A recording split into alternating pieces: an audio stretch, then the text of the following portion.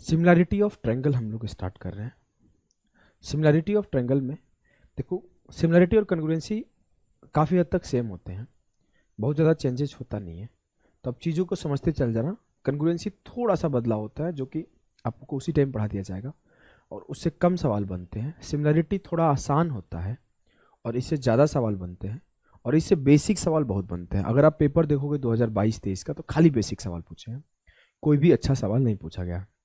लेकिन वही बात किया जाए 2023-24 CDS का, तो कुछ अच्छे सवाल बने हैं, तो उसमें से 6-7 सवाल हमने ले लिया है जिससे आपका CDS का भी कुछ क्वेश्चन कवर हो जाए। जैसे ये कॉन्सेप्ट आपका CGL 2016 मेंस में पूछा गया था और फिर आपका यहां पे पूछा गया है। फोटो तो दिखाया ही नहीं, ये CGL मेंस के बाद यहाँ पे पूछा गया है दोबारा से। तो आप इन टाइप के कॉन्सेप्ट्स को भी आराम से कवर कर पाओगे बहुत इजीली।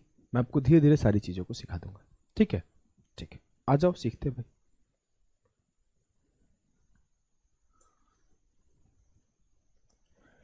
सेम सवाल कई बार रिपीट होते हैं, तो मैं कोशिश करता हूं जो हाल फिलहाल में उस डेट में आए हुए सवाल है उसको कंसिडर कर लो, भले रिपीटेड सवाल रहे। बोला है कि सिमिलरिटी ऑफ ट्रायंगल हम लोग स्टार्ट कर रहे हैं। 3-4 टाइप के सिमिलरिटी होते हैं। सिमिलर चीज़ें होता क्या है पहले समझो। एक जैसी दिखने वाली चीज़ें, उसका शेप अलग हो सकता है, उसका साइज अलग हो सकता है, लेकिन वो देखने में कंप्लीटली एक जैसा हो। जस्ट एग्जांपल के लिए आपके सामने 2 ट्रायंगल बना हुआ है, ABC और DEF। ये दोनों के दोनों ट्रायंगल सिमिलर है। इनके साइज अलग अलग हो सकते हैं लेकिन ये देखने में एक जैसे हैं। जैसे मैंने सर्कल बना दिया, तो जितने सर्कल होते हैं सभी के सभी सर्कल सिमिलर होते हैं एक दूसरे के। अब इनका शेप अलग अलग है, साइज अलग अलग है। जैसे हमने स्क्वायर बना दिया, तो अलग अलग साइड के स्क्वायर है सब, लेकिन सारे के सारे स्क्वायर सिमिलर है। तो इस बात को आप समझ गए। जूते के दुकान पे जाओगे तो एक जैसे 2 जूते होते हैं लेकिन उस सेम साइज के होते हैं। अगर साइज सेम हो भी ना तो भी आपको बोलना है चीजें सिमिलर, अगर देखने में सिर्फ एक जैसी लगे तो सिमिलर है। अब हम लोग कैसे प्रूफ कर पाएंगे कि 2 चीजें कंप्लीटली सिमिलर है? तो जिसका पहला प्रॉपर्टी होता है साइड साइड साइड। अगर एक जैसी 2 चीजें हैं और उनके साइड सेम रेशियो में है, उनके साइड सेम रेशियो में एक सर्टेन रेशियो को मेंटेन करते हैं,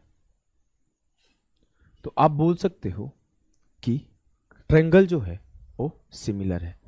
यार AC चल नहीं रहा है, पसीना बहुत तेज आ रहा है। ट्रायंगल जो है वो सिमिलर होगा।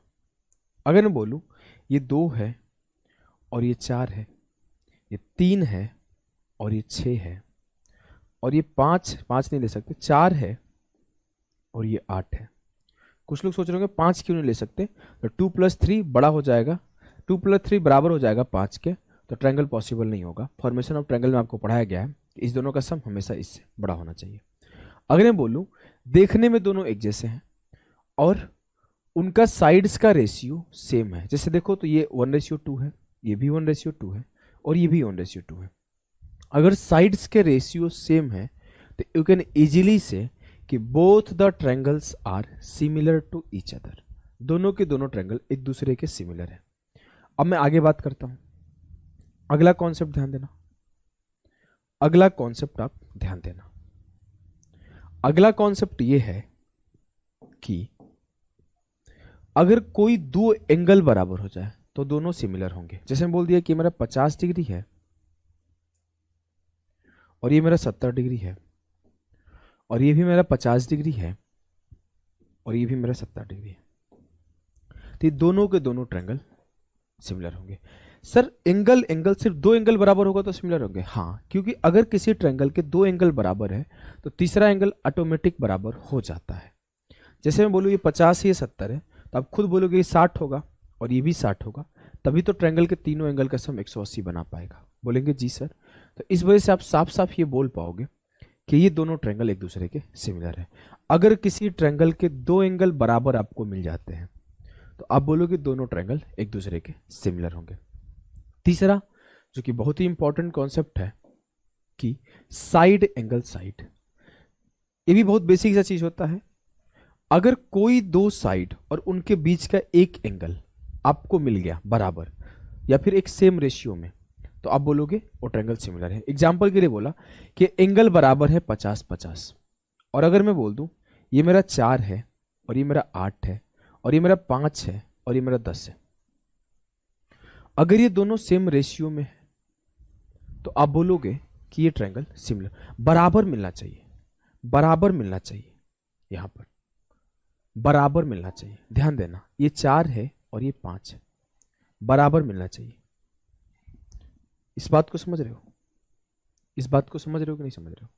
अगर दो साइड बराबर मिल गया और उनके बीच का एक एंगल बराबर मिल गया तो आप बोलोगे ट्रायंगल जो है वो सिमिलर होगा। क्लियर है? बहुत छोटा सा कॉन्सेप्ट होता है।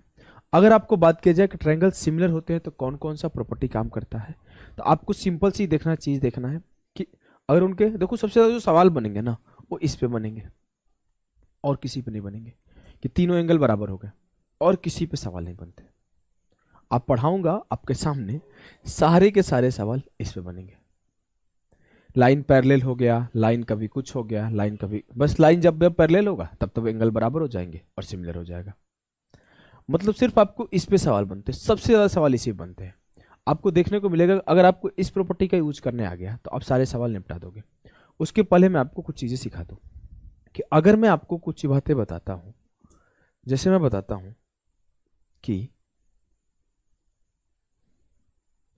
ध्यान देना क्या बता रहा हूं, कि दो ट्रायंगल सिमिलर है। इस बात को ध्यान देना, इसी से पूरा सवाल सॉल्व होंगे जो सिखाने वाला हूं। ये दो ट्रायंगल मान लेते हैं सिमिलर है,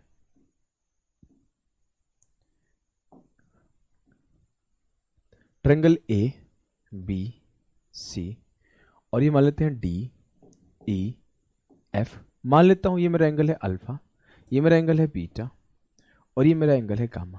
तो आपको हमेशा एंगल से एंगल को मैच कराना है। अगर मैं बोल दूं कि ये मेरा अल्फा है, ये मेरा बीटा है और ये मेरा गामा है, आपको एक बात और पता होना चाहिए कि जो सिमिलरिटी का साइन है वो क्या होता है।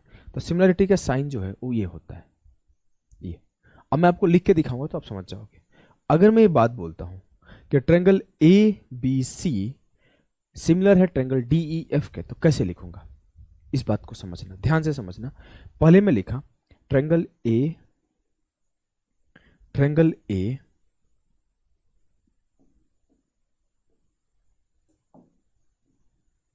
बी सी, और सिमिलरिटी के साइन ये है साइन। अब आपको क्या ध्यान देना है कि जो एंगल जिसके बराबर होगा वही पॉइंट लिखना है। एंगल ए किसके बराबर है? बोलोगे सर एंगल ए ई के बराबर है, तो यहां पे ट्रायंगल में पहले ई आएगा, मतलब पहले ए आया है तो पहले ई आएगा। ये नहीं लिख सकते कि triangle A B C similar है ट्रायंगल डी ई एफ, कोई भी अपने मन से नहीं लिख सकता। ऐसे में बिल्कुल नहीं लिख सकता कि ट्रायंगल ए बी सी, मैंने देखा बस कि अच्छा है तीनों एंगल तो बराबर है, तो कुछ भी रैंडम अपने मन से नहीं लिख सकता कि triangle A B C similar है ट्रायंगल एफ ई डी के। गलत हो जाएगा। हमें इस पॉइंट को हमेशा ध्यान देना है कि अगर हमने यहां पर ए लिखा है तो ए पे जो एंगल फॉर्म हो रहा है वही सेम एंगल उधर फॉर्म होना चाहिए। तो ये ई पे एंगल फॉर्म हो रहा है तो पहले ई, फिर हमने बोला बी, तो बी पे जो एंगल फॉर्म हो रहा है और जो एफ पे एंगल फॉर्म हो रहा है वो दोनों सेम है। जो सी पे एंगल फॉर्म हो रहा है और जो डी पे एंगल फॉर्म हो रहा है दोनों सेम है। तो triangle A B C similar होगा ट्रायंगल एफ ई डी के। ये आपका करेक्ट है, ई एफ डी के, ई एफ डी के, ये आपका करेक्ट है। मतलब सर क्या आपने सिखाया? आपने ये सिखाया कि जो एंगल है उसका ध्यान रखना होता है।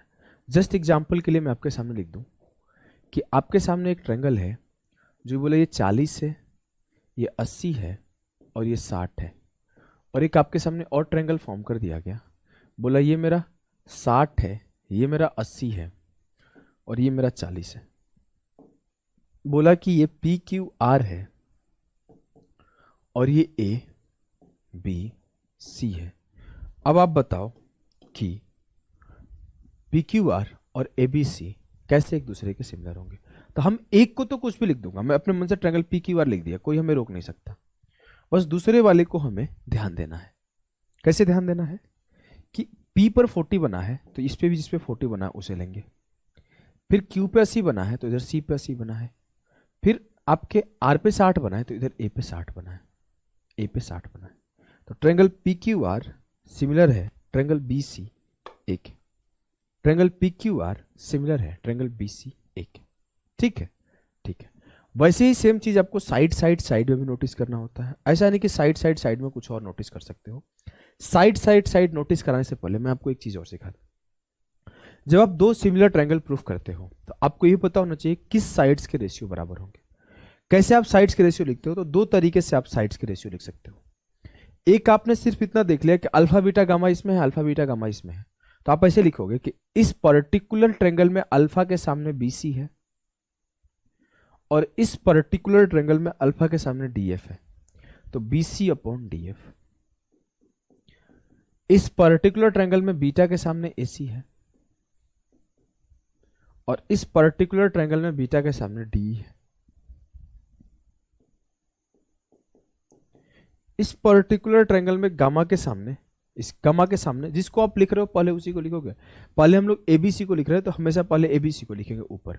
अगर मैं पहले डीईएफ को ऊपर लिख देता तो हमेशा डीईएफ को ऊपर लिखूंगा। ऐसा नहीं कि कभी मैं इसको ऊपर लिखूंगा कभी मैं इसको ऊपर लिखूंगा, ये काम नहीं कर सकते। अपने घर की खेती नहीं है। यहां पर आपको ध्यान देना होगा कि जो चीजें आप सबसे ऊपर लिख रहे हो उसी को सबसे ऊपर लिखा करो। तो आप बोलोगे कि अल्फा बराबर है बीसी अपॉन अल्फा बराबर है DF, BC upon DF. Beta बराबर है एसी और उधर में बीटा बराबर है डी और इधर में गामा बराबर है ए बी, तो उधर में भी गामा बराबर होगा सी, तो ए बी अपॉन सी। ठीक ठीक है। आप ये चीजें ऐसे तो लिख ही सकते हो कि जो एंगल है उसके सामने के साइड, कॉन्सेप्ट यही है कि जो एंगल है side opposite to angle, side opposite to angle का रेशियो लेना है। यही कॉन्सेप्ट है। बोलोगे जी सर। आप इसे ऐसे भी लिख सकते हो कि पहले हमने क्या लिखा कि सिमिलर ट्रायंगल लिख दिया, तो मैं यहां से भी लिख सकता हूं कि A B upon E F. देखो आया ना, सी लिख दिया हूं यार, यहां पर ई एफ होना चाहिए था ना। ए बी किसके सामने है? ए बी मेरा गामा के सामने है, तो गामा के सामने ई एफ, तो A B upon E F. फिर इसमें से अगर इसे B C upon F D, B C upon F D और A C upon E D, A C upon E D, ये तीनों एक दूसरे के बराबर होंगे। ये तीनों एक दूसरे के बराबर होंगे। क्या आपको चीजें क्लियर है? क्या आपको चीजें क्लियर है? बोलोगे जी सर चीजें क्लियर है, कोई समस्या हो ही नहीं सकता सर, हो ही नहीं सकता। अब सेम काम साइड साइड साइड में भी करते हो, सेम काम साइड साइड साइड में भी करते हो। देखो कैसे करते हो, ध्यान देना। बोलोगे ये ट्रायंगल ए बी सी है और ये ट्रायंगल डी ई एफ है। अगर मैं आपको बोल दिया कि ये मेरा 10 है, ये मेरा 12 है, ये मेरा 16 है, और ये बोल दिया 5 है, ये मेरा 6 है और ये मेरा 8 है। अब आपको क्या दिखेगा कि 10 का आधा 5 है, 12 का आधा 6 है, 16 का आधा 8 है। मतलब जो ट्रायंगल्स है वो एक सर्टेन रेशियो को मेंटेन कर रहे हैं। Sides of triangles are in same ratio. बोलोगे जी सर एक रेशियो में है, it means side side side property से ये सिमिलर होंगे। बोलोगे जी सर सिमिलर होंगे। अब आपको ध्यान देना है कि अगर ये 16 है तो इसका आधा ये 8 है, मतलब अगर मैं BC लिखा तो BC का रेशियो मेरा DE से मेंटेन होगा। और ये 10 है तो ये मेरा क्या है 5 है, ये मेरा 5 है, मतलब मेरा जो AB है उसका रेशियो DF से मेंटेन होगा। तो ये बात हम ऐसे लिखेंगे कि BC अपॉन DF, BC 16 है तो ये DE है, BC अपॉन DE बराबर होगा AB upon DF, AB upon DF बराबर होगा AC upon EF, AC upon EF। इस तरीके से आपको इसका सिमिलरिटी लिखना आना चाहिए कि जो साइड्स का रेशियो है उसी साइड्स के रेशियो को आप लिखोगे, जो साइड्स का रेशियो है उसी साइड्स के रेशियो को आप लिखोगे। क्लियर है? बोलोगे जी सर एकदम क्लियर है, हमें कोई भी समस्या नहीं है, हमें साइड्स को ध्यान रखना होता है और कुछ नहीं करना होता है। बहुत आसान है सिमिलरिटी। अगली चीज, सिमिलर ट्रायंगल सिर्फ ऐसा नहीं है कि साइड्स को सिमिलर करते हैं और साइड्स का रेशियो बराबर करते हैं। अगर दो ट्रायंगल सिमिलर है तो जरूरी नहीं कि सिर्फ उनके साइड्स के रेशियो बराबर होते हैं। आपको बोल दिया गया कि अगर ए बी सी सिमिलर है एफ डी ई के, ट्रायंगल ए बी सी देखो अल्फा बीटा गामा और इस पे अल्फा बीटा गामा कुछ इस तरीके दे दिया गया है कि अल्फा के सामने डी है, अल्फा के सामने बीसी है, अल्फा के सामने बीसी डी रेशियो बराबर है, सब कुछ ठीक लिखा गया है।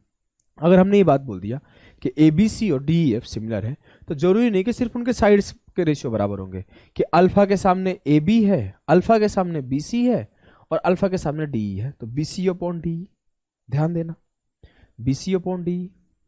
बीटा के सामने ई एफ है और बीटा के सामने ए सी है, तो ए सी अपॉन ई एफ।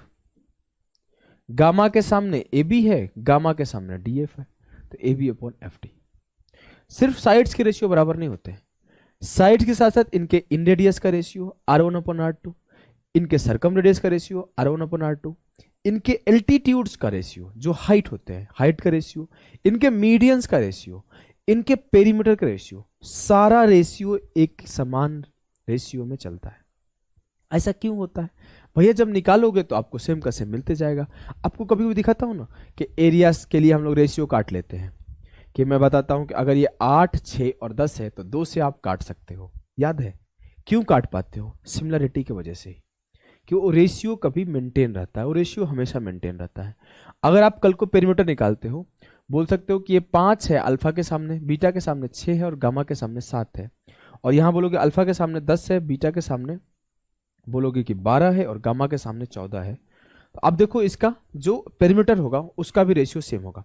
दोगुना दोगुना चल रहा है, बोलोगे जी सर, तो 7, 5, 12, 6, 18 और इसे जोड़ोगे 14, 10, 24, 12, 36, ये भी आपका 1:2 में आएगा, ये भी आपका 1:2 में आएगा। क्लियर है? बोलोगे जी सर क्लियर है, हमें कोई भी समस्या नहीं है। मतलब आप ये बोल दिए कि इनके एल्टीट्यूड, इनके मीडियस, इनके सरकमरेडियस, इनके इन रेडियस, इनके पेरीमीटर, इनके जितने भी और चीजें बन सकती है सबका रेशियो सेम चलता है। जी सर, लेकिन बात करें अगर एरिया का, तो एरिया का रेशियो कभी भी सेम नहीं चलता है। जो एरिया का रेशियो है वो, अगर मैं बोलूं कि एरिया ऑफ ट्रायंगल एबीसी और एरिया ऑफ ट्रायंगल डीईएफ का रेशियो क्या होगा, तो बोलोगे कि साइड्स के स्क्वायर का रेशियो ले लीजिए सर, या फिर उसके रेडियस के स्क्वायर का रेशियो ले लीजिए, सरकम रेडियस का स्क्वायर का रेशियो ले लीजिए, हाइट के स्क्वायर का रेडियस ले लीजिए, मीडियन के स्क्वायर का रेडियस ले लीजिए, या फिर पेरीमीटर के स्क्वायर का रेडियस ले लीजिए। किसी भी दो चीजों का रेशियो का स्क्वायर ले लेंगे, उनके एरिया का रेशियो आ जाता है। क्लियर है? बोलोगे एकदम क्लियर है सर, हमें कोई कंफ्यूजन नहीं है। अगली चीज, अगर दो लाइन पैरेलल हो जाए, अगर दो लाइन पैरेलल हो जाए, जैसे ट्रायंगल ए बी सी दिया हुआ है, अगर हमने बोला कि D is a parallel to B C, D parallel B C, इतना बोला आपके दिमाग में खटक जाना चाहिए कि ए डी ई पैरेलल होगा ए बी सी के, ए डी ई पैरेलल होगा ए बी सी के। क्लियर है? बोलोगे जी सर एकदम क्लियर है, हमें कोई भी किसी भी प्रकार का कंफ्यूजन नहीं है। जैसे आपने बोला कि A D E parallel A B C के, कैसे है? तो आपको एक छोटी सी चीज आपको पता है, क्या पता है? कि ये एंगल इसके बराबर होगा। कोई बोलेगा कैसे? याद है कुछ लाइन शुरुआत पहले क्लास में पढ़ाया था, ये हमेशा इसके बराबर होता है, ये हमेशा इसके बराबर होता है। कुछ भी याद है? थोड़ा सा भी बोलोगे हाँ सर याद है, यही पढ़ा था कि ये इसके बराबर होता है, ये इसके बराबर होता है। हमने बोला थीटा थीटा के बराबर है, अल्फा अल्फा के बराबर है। अगर मैं बात किया ए डी ई के, तो अगर ट्रायंगल ए डी ई में फोकस कर रहा हूं, ट्रायंगल ए डी ई में फोकस कर रहा हूं, तो हमें क्या मिल रहा है कि इसके तीन एंगल एक्स थीटा और अल्फा है। और जब ट्रायंगल ए बी सी में फोकस कर रहा हूं, तो क्या मिल रहा है कि इसके भी तीन एंगल एक्स थीटा अल्फा है। तो दोनों के दोनों ट्रायंगल के जो तीनों के तीनों एंगल है वो समान है, और जब एंगल समान होते हैं तो ट्रायंगल सिमिलर होते हैं। जब एंगल समान होते हैं तो ट्रायंगल सिमिलर होते हैं। क्लियर है? बोलोगे जी सर एकदम क्लियर है, हमें कोई भी किसी भी प्रकार का दिक्कत नहीं है।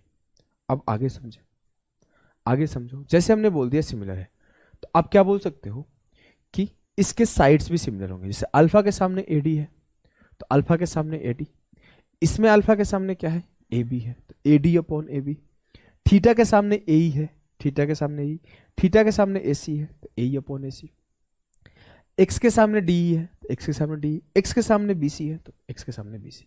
तो हमने हर एंगल के सामने का साइड ले लिया, हर एंगल के सामने का साइड हमने ले लिया। बोलोगे एकदम सही बात है सर, यहां पे कोई दिक्कत नहीं है। एक चीज और समझना, यहां पे थेल्स थ्योरम एक बात बोलता है। थेल्स ने एक बात बोला था कि जब भी एक ट्रायंगल के बीच में एक पैरेलल लाइन ड्रॉ कर दिया जाए किसी एक लाइन के, तो आपको ये बात निकल के आता है कि जो AD रेशियो DB है वो AE रेशियो EC के बराबर होता है। कैसे आया था देखो दिखा रहे हैं। हमने अभी भी क्या पढ़ा कि AD रेशियो AB बराबर है AE रेशियो AC के। उलट दिए तो क्या मिला, AB अपॉन AD बराबर AC अपॉन AE। बोलोगे जी सर, हमने बोला दोनों तरफ -1 घटा दो। जैसे आप -1 घटाओगे तो AB minus AD upon AD, AC minus AE upon AE। जब हमने घटाया तो इस पूरे AB से इस AD को घटा दिए तो DB मिल गया, तो DB अपॉन AD। इस पूरे AC से इस AE को हटा दिया तो ये CE मिल गया, तो DB अपॉन AD बराबर EC अपॉन AE। इसे उल्टा करोगे तो AD अपॉन DB बराबर AE अपॉन EC मिलता है। थेल्स साहब ने ये नियम दे गए थे कि AD रेशियो DB बराबर AE रेशियो EC होता है जब भी कोई ट्रायंगल के पैरेलल एक लाइन खींच दिया जाए। क्लियर है? बोलोगे जी सर क्लियर है। आगे आ जाओ, मिड पॉइंट थ्योरम हम लोग यहां पे पढ़ रहे होंगे। यहां पे हम लोग मिड पॉइंट थ्योरम पढ़ रहे होंगे। मिड पॉइंट थ्योरम देखो, ये मेरा ट्रायंगल ABC, ट्रायंगल ABC है। बोलोगे जी सर ट्रायंगल ABC है। अब आप ध्यान देना कि अगर हमने बोला कि एक डी लाइन ड्रॉ किया और डी लाइन में, ध्यान से सुनना, D is the mid point of AB and E is the mid point of AC। अगर D और E मिड पॉइंट है, मिड पॉइंट होने का मतलब क्या है कि ये और ये दोनों 1:1 रेशियो में है, ये और दोनों ये 1:1 में है। अब हमने ये लाइन बोलते ही साथ के साथ बोला कि DE पैरेलल है BC के। आप ये बात नहीं भी बोलोगे तो इस बात को ध्यान रखना कि अगर इसका मिड पॉइंट है और इसका मिड पॉइंट है, दोनों को मिलाओगे तो ये लाइन हमेशा पैरेलल ही होगा BC के। ये लाइन हमेशा पैरेलल ही होगा BC के। अब जब DE पैरेलल होगा BC के तो आपको पता है कि ये रेशियो क्या है, 1:1 में। ये रेशियो क्या है, 1:1 में। या फिर आप बोल सकते हो कि AD मेरा 1 है तो 1 + 1 AB मेरा 2 है, तो AD रेशियो AB क्या है, 1:2। अगर मैं बोलूं कि AE रेशियो AC क्या है, तो बोलोगे सर जो AE रेशियो AC है वो आपका भी 1:2 है। तो जिस रेशियो में AD रेशियो AB होगा, जिस रेशियो में AE रेशियो AC होगा, उसी रेशियो में DE रेशियो BC भी होगा। क्यों सर? क्योंकि आपने ये बात पढ़ा रखा है कि जो ट्रायंगल ABC है और जो ट्रायंगल आपका ADE है ये सिमिलर है। तो जो AB रेशियो AD होगा, जो BC रेशियो DE होगा, जो AC रेशियो AE होगा, वो सब के सब बराबर होंगे। हमने वही काम कर दिया। क्या आपको इस बात से समस्या है? नहीं सर, हमको बिल्कुल भी कहीं भी किसी भी प्रकार का समस्या नहीं। अगली चीज, हमने एक और बात सिखाया था कि जो साइड्स के रेशियो तो आप इजीली लिख दोगे। आपको एक और बात ये सिखाया गया था कि जो इनके एरिया का रेशियो होता है वो साइड्स के रेशियो के स्क्वायर होते हैं। जो इनके एरिया का रेशियो होता है वो साइड्स के रेशियो का स्क्वायर होता है। अगर मैं बात करूं कि एरिया ऑफ ट्रायंगल ADE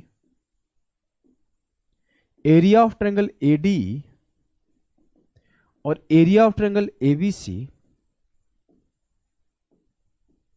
क्या होगा, तो बोलोगे सर इसके साइड्स 1:2 में चल रहे हैं, तो इसके एरिया 1 के स्क्वायर रेशियो 2 के स्क्वायर में चलेंगे। 1 के स्क्वायर रेशियो 2 के स्क्वायर में चलेंगे, तो इसका एरिया 1:4 में होगा। इट मीन्स कि अगर मेरा इस छोटे ट्रायंगल का एरिया 1 यूनिट है तो इस बड़े ट्रायंगल का एरिया 4 यूनिट होगा। बड़े ट्रायंगल का एरिया 4 यूनिट होगा। बोलोगे एकदम बात सही है सर। अब बड़े का 4 है, छोटे का 1 है, तो जो बचा हुआ ट्रेपीजियम है जो कि एक इस तरीके का फिगर बच रहा है DECB या फिर BDEC, इसका एरिया क्या होगा सर? 4 से 1 गया 3 होगा। मतलब मैं एरिया का रेशियो भी लिख सकता हूं कि 1:3 होगा। क्या इस बात से किसी को आपत्ति है, विपत्ति है, कष्ट है, पीड़ा है? नहीं सर, बिल्कुल नहीं है। अगर नहीं है तो आगे एक छोटा सा आपके सामने कॉन्सेप्ट है जिसे 2016 में ऑलरेडी सवाल बन चुका है, और मैं यही बात बताया था कि आपके 2016 CGL मेंस के बाद 2024 CDS में भी इससे सवाल आया है। इसको सीख लेंगे। जब भी कुछ ऐसा फिगर बनता है, ध्यान देना, बोला कि ये मेरा लेंथ x है, ऐसे ही बोल सकता है कि 2 पोल है और एक दूसरे से इतना इतना एंगल फॉर्म कर रहे हैं और एक बीच में उनके कट पॉइंट से लाइन मिलाया गया OZ है। ऐसे भी बोल सकता है।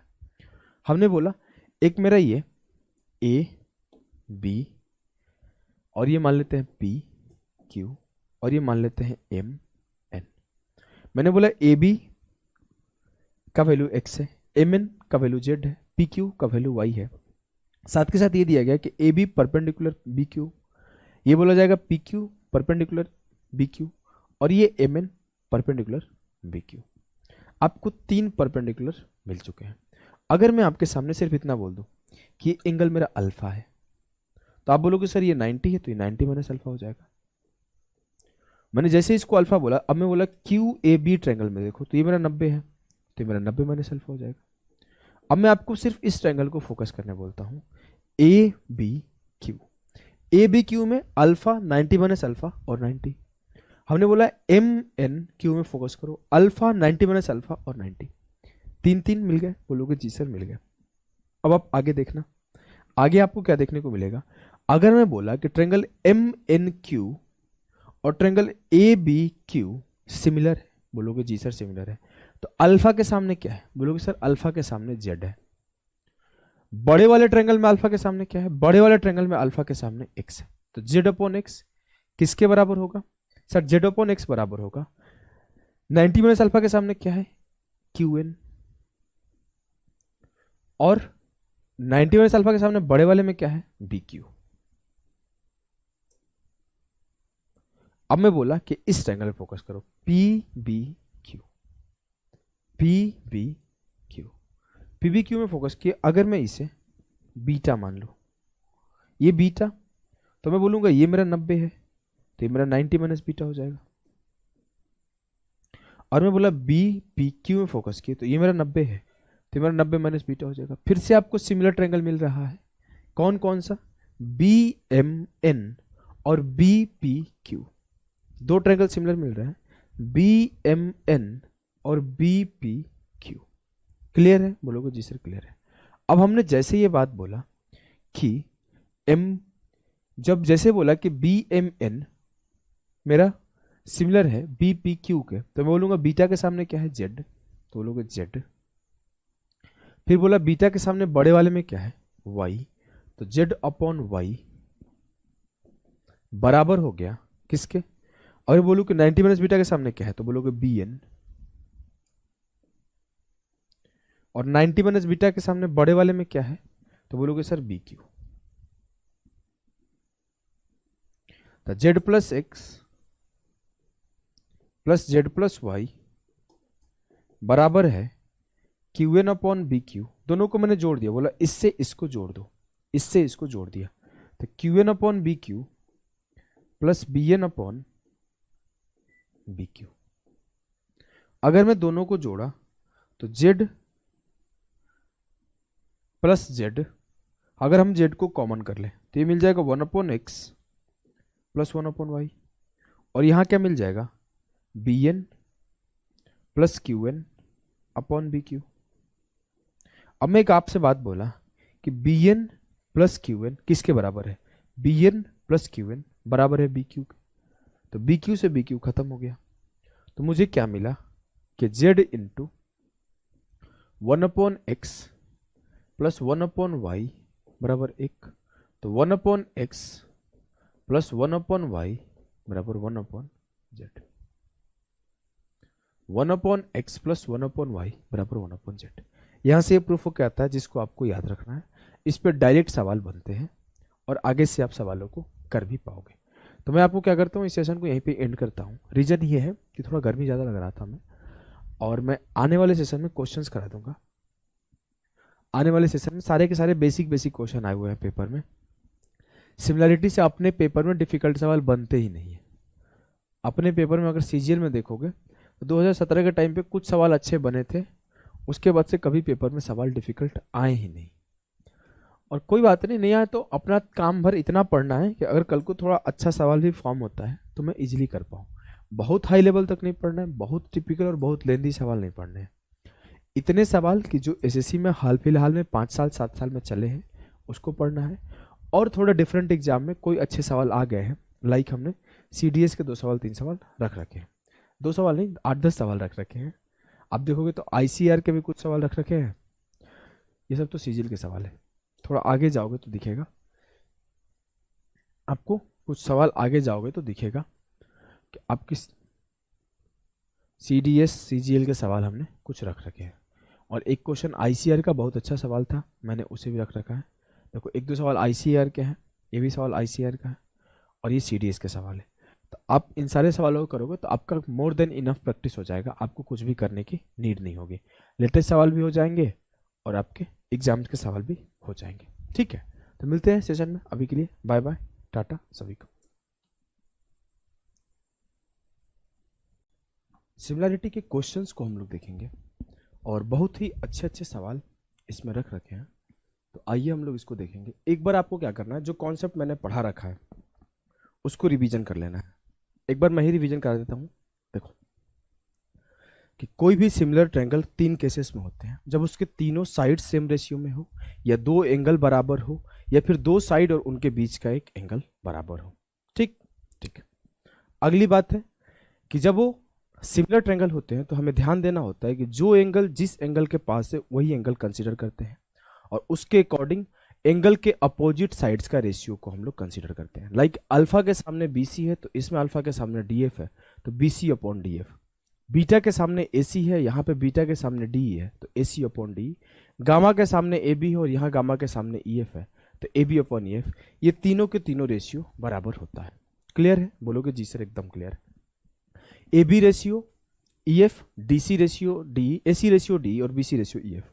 वैसे ही इस बात को ध्यान देना होता है कि ए है तो ए पर जो एंगल बना है अल्फा बना है, तो यहाँ ई पर एंगल अल्फा बना है तो ए ई, फिर बी तो बी पर बीटा बना है तो आप बोलोगे बीटा यहाँ एफ है बना है तो फिर एफ, तो एक के जगह पर ई, बी एफ, और फिर सी पर गामा बना है, यहाँ डी पर गामा बना है। तो इस छोटी सी बात को भी ध्यान देना होता है। क्लियर है? क्लियर है। वैसे ही एंगल को ध्यान देंगे तो उसके अकॉर्डिंग हम लोग सिमिलर ट्रायंगल लिखते हैं। लाइक 40 पी पर है और 40 बी पर है तो पी और बी, 60 आर पर है और 60 ए पर है तो आर और ए एक साथ, क्यू पर 80 है और बी पर 80 है, क्यू पर 80 है और सी पर 80 है तो एक साथ उसको। अगर आगे बढ़ते हैं तो आपको साइड्स का रेशियो लिखना सिखा दिया गया। एक चीज और, नॉट ओनली साइड्स, जब दो ट्रायंगल सिमिलर होते हैं तो उसके इन रेडियस, उसके सर्कम रेडियस, उसके मीडियन, उसके एल्टीट्यूड, उसके पेरीमीटर सबके सब सेम रेशियो में होते हैं। आगे अगर बढ़ते हैं, जब उसका हम लोग रेशियो देखते हैं साइड्स का, एल्टीट्यूड्स का और मीडियंस का और सर्कम रेडियस का, इन रेडियस का, जो भी चीज़ें होती है, एल्टीट्यूड्स का, पेरीमीटर का, तो वो सेम होते हैं। लेकिन जब बात कर रहे होते हैं एरिया का, तो एरिया का जो रेशियो होता है वो साइड्स का स्क्वायर ले लो, या फिर एल्टीट्यूड का स्क्वायर ले लो, या फिर हाइट्स का स्क्वायर ले लो, या फिर मीडियन का स्क्वायर ले लो, या फिर रेडियस का स्क्वायर ले लो, किसी के भी स्क्वायर के रेशियो के बराबर होता है। जिस रेशियो में आपका साइड है, जिस रेशियो में आपका साइड है, उसके स्क्वायर का जो रेशियो होगा वो आपका एरिया का रेशियो होगा। ठीक, वही से हमने थेल्स थ्योरम भी प्रूफ किया कि एडी अपॉन डी बी बराबर होता है ए अपॉन ईसी के।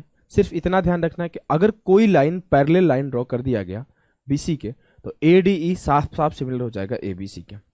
उसी पे हमने मिड पॉइंट थ्योरम पढ़ा। मिड पॉइंट थ्योरम में क्या होता है कि जो ये पॉइंट होता है ए बी और ए सी पर, डी और ई, ये मीडियन होता है, ये मिड पॉइंट होता है जो उस लाइन को एक रेशियो एक में काटता है। बोलोगे जी सर एकदम सही बात है। आगे बढ़ते हैं। फिर एक 2016 में आया हुआ, 2016 मेंस में आया हुआ एक थ्योरम ही प्रूफ किए कि अगर मेरा एक्स है, ये मेरा वाई है, ये मेरा जेड है, तो 1/x + 1/y बराबर 1/z होता है। क्लियर है? बोलोगे जी सर। सवाल आपके सामने है, हर सवाल को पॉज करना है फिर सॉल्व करना है। बिना पॉज किए ट्राई करोगे समझ में नहीं आएगा। मैं थोड़ा फास्ट रहूंगा, स्लो रहने का कोई बेनिफिट है नहीं। तो मैं आपको फिर से रिक्वेस्ट कर रहा हूं कि यू शुड बी सीरियस, कि आपको पॉज करके सॉल्व करना है। In triangle ABC DEF, we have AB upon DF, BC upon D, AC upon EF. Which of the following is true? मुझे दे दिया है कि उनके साइड्स का रेशियो बराबर है, तो कौन सा ट्रू है? AB upon DF, मतलब DF और AB एक जगह होना चाहिए। ये DE है, ये AB है, गलत हो गया। ये CA है, ये DE है, ये AB है, ये EF है। हम सिर्फ AB को फोकस कर रहे हैं, हम किसी और को नहीं फोकस कर रहे। AB और DF एक साथ आना चाहिए। यहाँ पर AB और EF है, यहाँ पर AB और DE है, दोनों गलत हो गया। यहाँ पर AB और DF है, ये हो सकता है। यहाँ पर AB और DE है, ये नहीं हो सकता। मतलब सिर्फ एक ही ऑप्शन, ऑप्शन बी है, जिसमें AB अपॉन DF मिल रहा है और किसी में नहीं मिल रहा है, और किसी में नहीं मिल रहा है। अब हमने प्रूफ किया कि BC अपॉन DE भी मिल रहा है। हाँ sir B C upon D भी मिल रहा है, या ए सी अपॉन ई एफ मिल रहा है, हाँ सर ए सी अपॉन ई एफ भी मिल रहा है। मतलब हर केस में वो सेटिस्फाई कर रहा है। आगे बढ़ो, इस सॉल्व करो।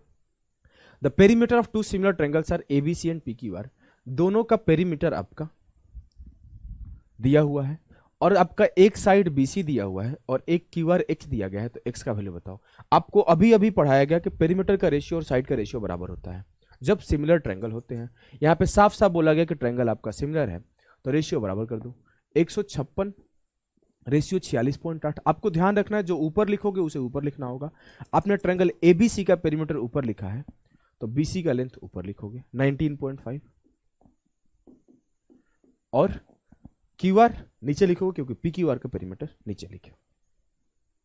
सॉल्व करना शुरू किए भैया, हमने सॉल्व करना शुरू करते हैं। बहुत सिंपल सा सॉल्यूशन होगा इसका। काटा कोटी मचाओ, आंसर पाओ। 13 से काटा, 13 एकम 13 और 13 पचे 65। 13 से काटा, 13 एकम 13, 13 दूना 26। 12 से काटा, 12 तिया 36, 12 नवा 108। x बराबर 1.5 इंटू 3.9। 15 से 40 में कर दो, 15 चौके 60, फिर 1 घटा दो 585। और आपके 2 डेसिमल है तो यहाँ पे 2 के बाद डेसिमल आ जाएगा। 5.85 विल बी द सही उत्तर। 5.85 विल बी द सही उत्तर। क्या आपको चीजें क्लियर है? बोलोगे जी सर क्लियर है। इस सवाल को सॉल्व करो। A B C and P Q R similar है। बोला है कि area of A B C and P Q R 64 and 81। अब जो बोला है कि उनके जो एरिया है वो 64 और 81 है। AD and PT are the medians.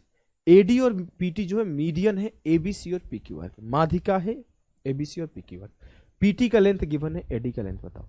Simple सी बात है। जो सर एरिया का रेशियो होता है वो मीडियन के स्क्वायर के रेशियो के बराबर होता है। अगर हम बात करें कि एरिया ऑफ ट्रायंगल ABC किसके बराबर होगा, तो sir area of triangle PQR के रेशियो जो होगा वो मीडियन के स्क्वायर के बराबर होगा। तो मैं ये भी बोल सकता हूं जो मीडियन का रेशियो होगा, इधर अगर स्क्वायर रूट ला दूं तो इसके स्क्वायर रूट के बराबर होगा। अब ABC का एरिया 64 है, PQR का रेशियो 81 है। मीडियन मेरा जो ABC का है, मुझे AD का लेंथ बताना है। हमने ABC ऊपर लिख रखा है तो AD को हम लोग X ऊपर लिख लेते हैं। PQR नीचे लिख रखा है और PQR का PT मीडियन दिया हुआ है तो ये हो जाएगा 10.8। समझ में तो आ रहा है ना? क्या समझने में तो तकलीफ नहीं हो रही है? एक ट्रायंगल ABC होगा ऐसे, जिसका मीडियन आपका AD होगा, और एक ट्रायंगल PQR होगा ऐसे, जिसका मीडियन आपका PT होगा। तो हमने ट्रायंगल्स के एरिया के रेशियो के साथ साथ उसके मीडियंस का भी रेशियो हमने लिख रखा है। क्लियर है? बोलोगे जी सर क्लियर है। हमने लिखा 8:9 बराबर X रेशियो 10.8। सोल्यूशन करने के लिए परेशान नहीं होना है। ये 12 नवा 108 है, 12 गुना तो ये 12 8 है 96, 12 गुना ये हो जाएगा 9.6। इसका लेंथ होगा 9.6, इसका लेंथ होगा 9.6। इस सवाल करो। In triangle ABC area of triangle ABC और PQR का रेशियो आपको गिवन है। आपसे बोला है PR का लेंथ बताओ, आपको AB BC AC का लेंथ गिवन है।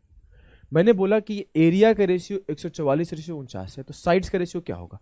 इसका स्क्वायर रूट, इसका स्क्वायर रूट हो जाएगा 12/7। कोई दिक्कत? कोई भी दिक्कत नहीं है सर। आगे देखते हैं। अब मुझे PR का लेंथ निकालना है, तो मुझे देखना होगा कि PR का इक्विवेलेंट ABC में कौन सा साइड है। तो हमने देखा सर PR के इक्विवेलेंट ABC में AC है, तो ABC का AC साइड उठा लो और यहां से PR उठा लो। इस बात को ध्यान देना होगा, ऐसा नहीं कर सकते कि हमने अपने मन से कुछ भी उठा लिया कि AB रेशियो कुछ भी, BC रेशियो कुछ भी नहीं। निकालने को तो मैं सारा साइड निकाल सकता हूं, PQ भी निकाल सकता हूं, QR भी निकाल सकता हूं, PR भी निकाल सकता हूं, लेकिन मुझे PR निकालना है और PR किसके इक्विवेलेंट है? AC के। तो हमने AC लेंथ को कंसीडर करके सॉल्यूशन करना है। ठीक ठीक है। 3 से काटा, 3 तिया 9, 3 चौके 12, 7 तिया 21 बराबर PR बराबर 21/4। ये 4 यहां आ जाएगा, PR यहां चला जाएगा, 7 यहां चला जाएगा, 7 गुणे 3/4। जो ऑप्शन डी है 21/4 वो करेक्ट है। गिवन दैट DEF सिमिलर है ABC के, DEF सिमिलर है ABC के, और ABC और DEF का रेशियो है 9:12। बीसी का लेंथ दिया हुआ है, ईएफ का लेंथ पूछा है। मैंने देखा बीसी और ईएफ एक दूसरे के इक्विवेलेंट है। हाँ सर, ईएफ और बीसी एक दूसरे के इक्विवेलेंट है। मतलब 9:12 का स्क्वायर रूट, तो स्क्वायर रूट लेने का कोई फायदा नहीं है, परफेक्ट स्क्वायर संख्या है नहीं, तो सीधे 9/12 लिख दिया। बराबर होगा अपने साइड्स के स्क्वायर के रेशियो में।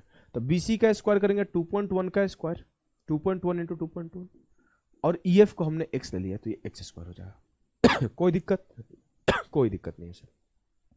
हमने काटाकुटी मचाया तो ये एक्स स्क्वायर यहां जाएगा, ये हो जाएगा 21 का स्क्वायर इंटू 12/9, और ये डेसिमल हटाया था तो नीचे 10 का स्क्वायर आ जाएगा। 3 तिया 9 और 3 चौके 12। एक्स का वैल्यू क्या आएगा, 21 का स्क्वायर से 21 बाहर, 10 के स्क्वायर से 10 बाहर, 4 के स्क्वायर से 2 बाहर, और नीचे बच जाएगा √3।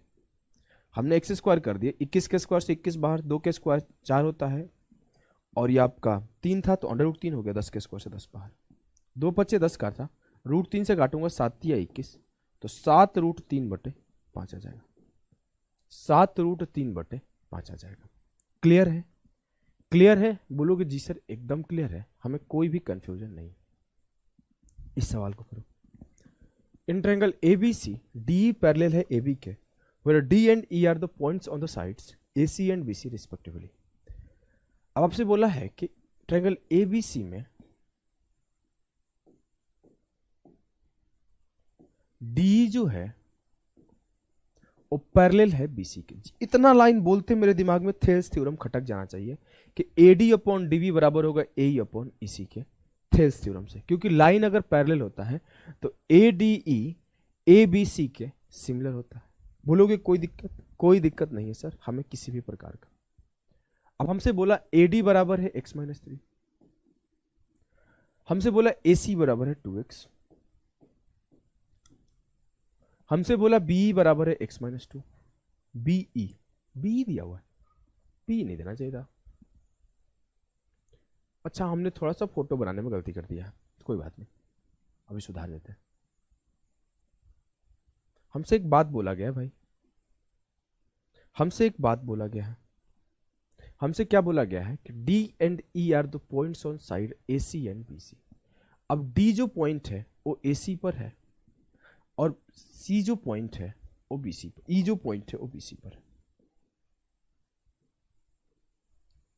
ठीक है, ठीक है। अब बोला है कि AD बराबर है x-3, AD बराबर है x-3, ये इसके पैरेलल है, D पैरेलल है AB के। AC बराबर है 2x, AC बराबर 2x, B बराबर है x-2, B बराबर है x-2, BC बराबर है 2x+। हमें इतना पता है, दिस अपॉन दिस बराबर दिस अपॉन दिस। 2x से x-3 घटा दिया तो 2x - x x, और माइनस माइनस प्लस हो जाएगा x+3। 2x + 3 से x-2 घटा दिया तो 2x - x x, और 3 - -2 5 हो जाएगा। क्लियर? क्लियर कर दो। x+3 रेशियो x-3 बराबर होगा x+5 रेशियो x-2। क्लियर है? बोलोगे जी सर क्लियर। सॉल्व कर दो। बेहतर होगा कि ऑप्शन पुट कर दो, बेहतर होगा कि ऑप्शन पुट कर दो। एक बार x की वैल्यू 12 पुट कर दो, एक बार x की वैल्यू 10 पुट कर दो, एक बार x की वैल्यू 8 पुट कर दो, एक बार x की वैल्यू 9 पुट कर दो। आपको वहां से जहां से दोनों बराबर मिल जाएंगे वही उत्तर हो जाएगा। हमने मान लो 12 पुट कर दिया, 12 + 3 15, 12 से 3 गया 9, 12 + 5 17, 12 से 2 गया 10। क्या बराबर मिला? क्या नहीं। हमने 10 पुट कर दिया, 10 3 13, 10 से 3 गया 7, 10 5 15, 10 से 2 गया 8। बराबर मिला? क्या नहीं। हमने 8 पुट किया, 8 3 11, 8 से 3 गया 5, 8 5 13, 8 से 2 गया 6। बराबर मिला? क्या नहीं। ऑफकोर्स यही आंसर होगा। 3 तो अपने आप कट चुके हैं तो एक ही बचा, वही आंसर होगा। पुट करो, 9 3 12, 9 से 3 गया 6, 9 5 14, 9 से 2 गया 7। बराबर मिला? क्या? हाँ सर। 6 दूना 12, 7 दूना 14, 2 बराबर 2। क्लियर है? जी सर क्लियर है। इस सवाल को करो। Triangle ABC D is parallel to BC, AD बराबर A, DB बराबर A+4, AE बराबर 2A+3, EC बराबर 7 है। Find the value of A is greater than 0। Same सवाल है, सीधे कर दो। AD/DB बराबर AE/EC। ट्रायंगल अगर आप फॉर्म करते हो तो ये ट्रायंगल ABC होगा, इसमें D पैरेलल होगा आपके BC के, और आपसे बोला गया है AD A है, DB A+4 है, ए 2a प्लस 3 है और ई सी 7a है, तो दिस अपॉन दिस बराबर दिस अपॉन दिस। फिर से वैल्यू पुटिंग लगा दो, आंसर आ जाएगा। फिर से आप यहाँ पे ऑप्शन पुटिंग लगा दो, आंसर आ जाएगा। तो a अपॉन a प्लस 4 बराबर है 2a प्लस 3 अपॉन 7a। जब मैं वैल्यू पुट करूंगा ऑप्शन से तो मेरे उत्तर आ जाएंगे। चलो मैं पुट करके देखता हूँ। 3 अपॉन 3 प्लस 4 3/7। 3 पुट किया, 3 दूना 6 3 9 अपॉन 3 7 21। सर सेटिस्फाई कर गया 3/7।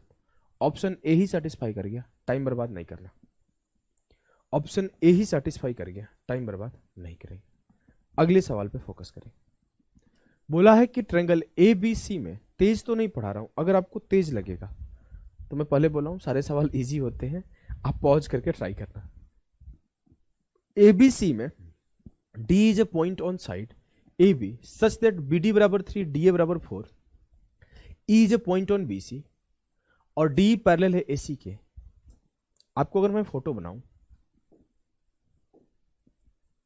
ये ट्रायंगल ए बी सी था जहां पर ई एक पॉइंट था बी सी पर, और बोला गया डी पैरेलल है ए सी के। बना दिए भैया, डी पैरेलल ए सी के। अब बोला है कि बी डी बराबर है 3, डी ए बराबर है 4, और बोला है area of B D E से trapezium A C E D बताओ। अगर ये मेरा 3:4 में है तो मैं बोलूँ ये बड़ा वाला कितना है 7। मैं बोल सकता हूं बी डी रेशियो बी ए क्या है 3:7। अब मुझे इतना तो पता है कि डी पैरेलल है ए सी के, it means B D E similar होगा बी ए सी के। बोलोगे एकदम सही बात है सर, कोई आपत्ति नहीं है।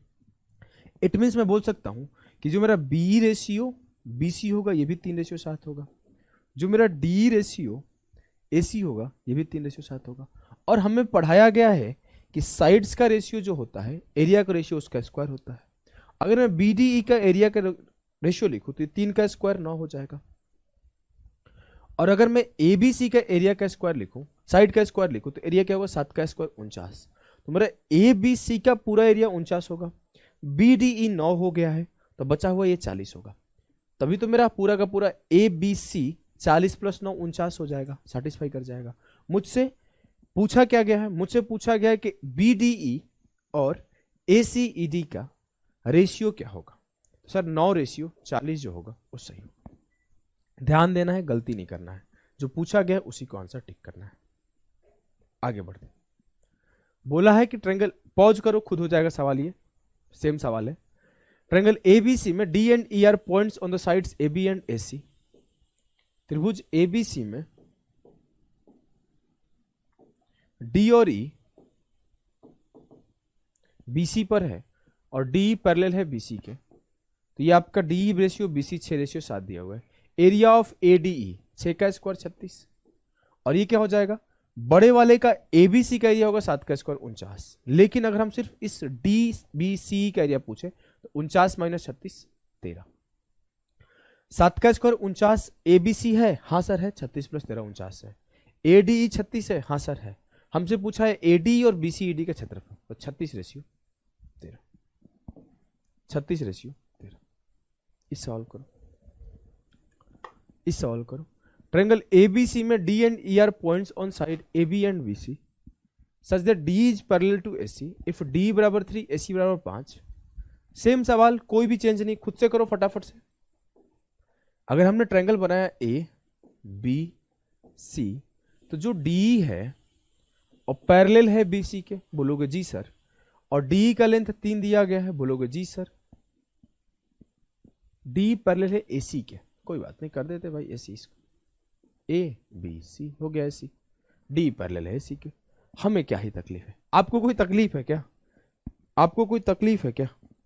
होना ही नहीं चाहिए, होना ही नहीं चाहिए। अब देखो डी पैरेलल है ए सी के। अब मैं बोलूं कि area of trapezium A C E D दिया हुआ है, क्या ही फर्क पड़ता, ये हो जाएगा 3 का स्क्वायर 9 और पूरा होगा 5 का स्क्वायर 25। लेकिन अगर मैं सिर्फ डी ई सी ए का बात करूं तो 25 से 9 गया 16। इसका एरिया 9 यूनिट, इसका एरिया 16 यूनिट। मुझे दिया क्या है, ए सी ई डी का क्षेत्रफल 32 है। ए सी ई डी का क्षेत्रफल 32 है, इट मीन 16 यूनिट का वैल्यू 32 है। मुझसे पूछा क्या गया है तो त्रिभुज का क्षेत्रफल क्या होगा? त्रिभुज का क्षेत्रफल कितना है? 16 9 25। तो 25 यूनिट का वैल्यू क्या होगा? 16 यूनिट का वैल्यू 32, तो 1 यूनिट का वैल्यू 2, तो 25 यूनिट का वैल्यू 25 दूना 50। मुझसे पूछा क्या गया है? अच्छा, BDE का क्षेत्रफल बताओ। यहां पे लिखना चाहिए ना त्रिभुज BDE का क्षेत्रफल क्या होगा। तो जो BDE का क्षेत्रफल होगा वो 9 दूना 18 होगा। 9 दूना 18 होगा। क्लियर है? अगर पूरा पूछता तो मैं बोल देता 50 होगा। हमसे BDE पूछा है तो बोल दूंगा 18 होगा। कोई समस्या? कोई समस्या नहीं होगा।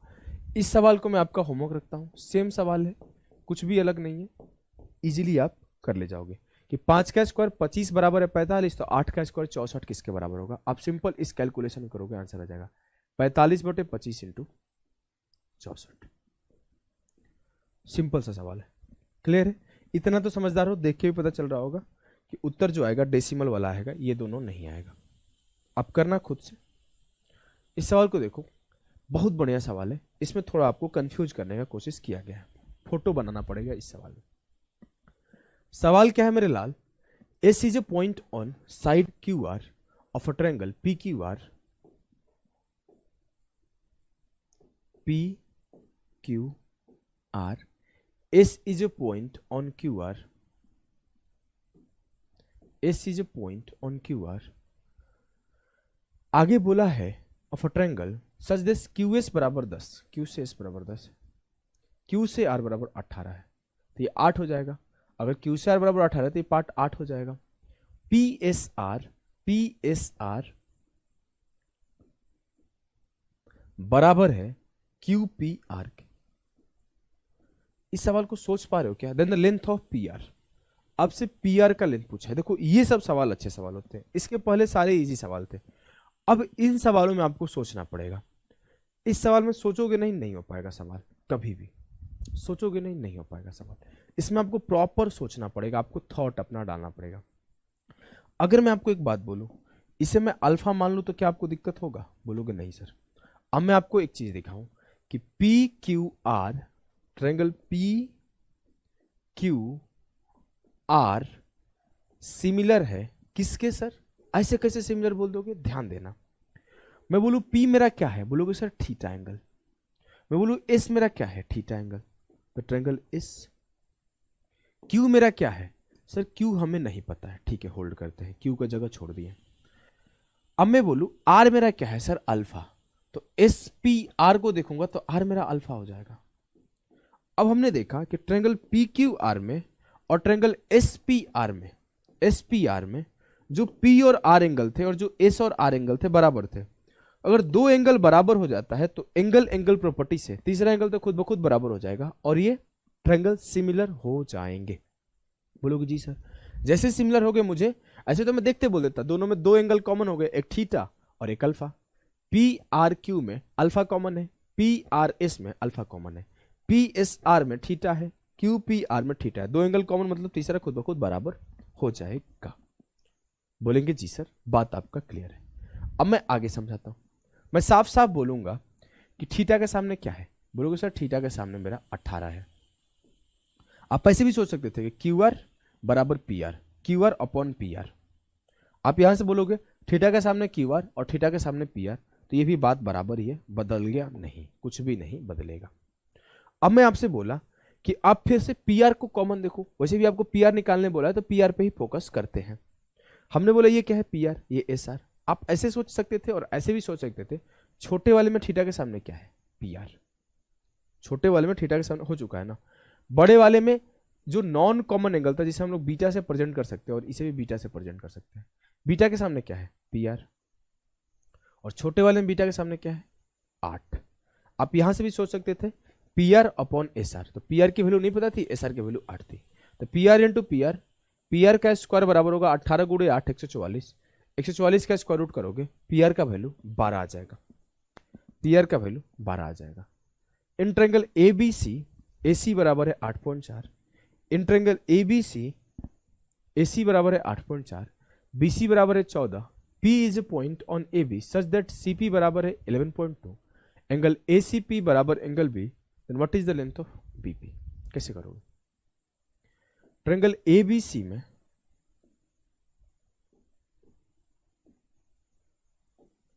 AC बराबर है 8.4, BC बराबर है 14, P is a point on AB, P is a point on AB such that CP बराबर है 11.2, CP बराबर है 11.2 और बोला है ACP एंगल बराबर है एंगल बी के। आपसे बोला what is the length of BP, BP का लेंथ बताओ। इन सब सवालों में थोड़े से सिमिलरिटी का यूज दिखता है, दिमाग लगाना पड़ता है, अदर जगह तो इजी हो जाता है, सब लोग कर लेते हैं। अगर मैं सिंपल सा बात बोल दूं कि ये मेरा एंगल अल्फा है, ध्यान से देखना, एक बार मैं बताऊंगा। मैं बोला एक बार ए बी सी ट्रायंगल पे फोकस किए तो एक एंगल अल्फा है, एक एंगल थीटा है, बोलेगे ठीक है। एक बार आप ए सी पी ट्रायंगल पे फोकस किए तो एक अल्फा एक थीटा है। सर जब ए सी पी और ए बी सी को देखा तो मुझे दो एंगल कॉमन मिले, तो आई कैन इजीली से कि अगर ये मेरा एक्स डिग्री होगा तो ये पूरा भी एक्स डिग्री होगा, तभी तो पी और सी भी बराबर हो जाएंगे, क्योंकि ए दोनों में कॉमन है, सी और ये बी बराबर है, जो ए सी पी है और ये बी बराबर है, तो तीसरा एक्स डिग्री बराबर हो जाएगा इसके। अब आप लिखना शुरू कर दो। अगर आप लिखोगे तो क्या लिख सकते हो कि अगर मैं बोलूं ट्रायंगल ए सी पी किसके बराबर है, तो बोलोगे सर सिमिलर है ट्रायंगल ए, अब सी थीटा है तो बी थीटा है और ये सी। ए सी अपॉन ए बी, तो ए सी कितना है 8.4 और ए बी हमें पता नहीं, ठीक है छोड़ देते हैं इसको।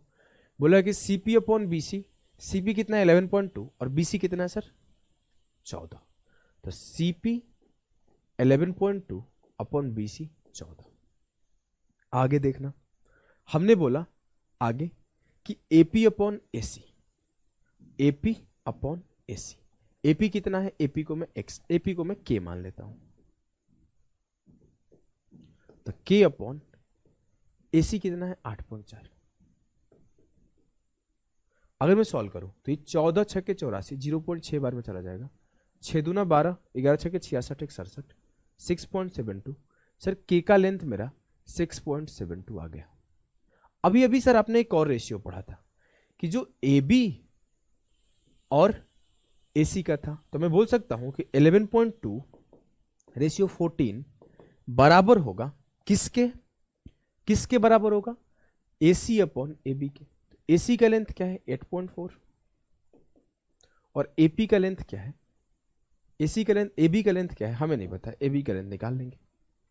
अगर काटा दोनों को ऐसे तो मैं बोल सकता हूं 14 8 है 112, 14 छक्के 184, 2 चौके 8, 2 सत्ते 14, 7 छक्के 42/4, जो ए बी का लेंथ आएगा वो 42/4 मतलब 10.5 आएगा। अब मुझे पूरा ए बी का लेंथ क्या मिला 10.5, ए पी का लेंथ क्या मिला 6.72, तो मैं बोल दूंगा पी बी का लेंथ क्या आएगा 10.5 माइनस 6.72। सॉल्व करोगे तो 10 से 2 गया 8, 14 से 7 गया 7 और 9 से 6 गया 3, 3.78, 3.78 will be the correct answer, 3.78 will be the correct answer। क्या आपको कोई दिक्कत है, बोलोगे नहीं सर हमें कोई भी किसी भी प्रकार का दिक्कत नहीं है। आगे बढ़ो। ट्रायंगल एबीसी में D and E are the points on side AB and AC respectively such that AED बराबर है एंगल एबीसी के। हमने ट्रायंगल बनाया और डी और ई एबी और एसी पर है। बोलोगे कि एईडी बराबर है एबीसी के, एईडी ये थीटा बराबर है इस थीटा के। जैसे ये बात बोले तो मैं बोलूंगा जो ट्रायंगल एडीई है सर, और जो ट्रायंगल ए जो कि कॉमन एंगल मान लेते हैं अल्फा, बी जो कि इसमें ई के बराबर है, और सी क्या सिमिलर नहीं है। कैसे, अगर मैं इस एंगल को बीटा बोलूं तो ये मेरा बीटा हो जाएगा। क्यों हो जाएगा सर, क्यों हो जाएगा, तो यू कैन इजीली से कि मेरा जो ए डी ई ट्रायंगल था उसमें एक एंगल अल्फा था और एक एंगल थीटा था, और जो मेरा ए बी सी ट्रायंगल था उसमें भी एक एंगल अल्फा था और एक एंगल थीटा था। जो पहले ट्रायंगल का थर्ड एंगल जो कि बीटा माना तो दूसरे ट्रायंगल के थर्ड एंगल के बराबर हो जाएगा, क्योंकि दो एंगल हमने बराबर प्रूफ कर दिया था। तो एंगल प्रॉपर्टी से जो मेरा ए डी ई है वो ए सी बी के सिमिलर है। अब मुझसे ए ई 6 बोला गया, लिख लिया। बी डी 2 बोला गया, लिख लिया। डी 3 बोला गया, लिख लिया। बी सी 5 बोला गया, ये भी लिख लिया। हमसे बोला गया ए बी प्लस ए सी का वैल्यू क्या होगा। ए बी प्लस ए सी का वैल्यू क्या होगा, निकालता हूं भाई। हमने बोला अल्फा के सामने 3 है, अल्फा के सामने 5 है, 3/5। आप यहां से भी सोच सकते थे कि डी अपॉन बी सी बराबर होगा थीटा के सामने क्या है, ए डी, और थीटा के सामने क्या है, ए सी। और अगली बार अल्फा के सामने, बीटा के सामने क्या है 6, और इसमें बीटा के सामने क्या है, बीटा के सामने है 6, और इसमें बीटा के सामने है ए बी, बीटा के सामने है ए बी। कोई दिक्कत, कोई दिक्कत नहीं। हमने बोला 3/5 बराबर 6/AB, तो ये 3 दूना 6 हुआ है, तो ये 5 दूना 10 हो जाएगा। तो लेंथ ऑफ ए बी 10 हो जाएगा। तो यहां से डी से बी तक 2 है, तो ए से डी तक 8 हो जाएगा। बोलोगे एकदम सही बात है। अब मैं बोला मेरा एडी का लेंथ 8 है, तो इस एडी को मिटा के 8 लिख देता हूं। अब मुझे कोई एसी का लेंथ निकालने बोले तो मैं बोलूंगा एसी इधर ले जाओ, और 5 8 5 40/3। एसी का लेंथ हो जाएगा 40/3। मुझे एसी का भी लेंथ पता है और मुझे एबी का भी लेंथ पता है।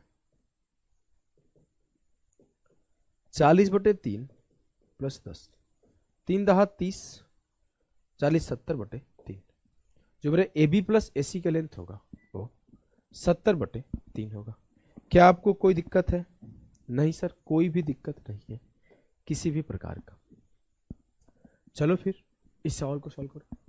S and T R the points on the sides P Q and P R. S और टी पी क्यू और पी आर पे 2 पॉइंट है, such that P Q R P S into P R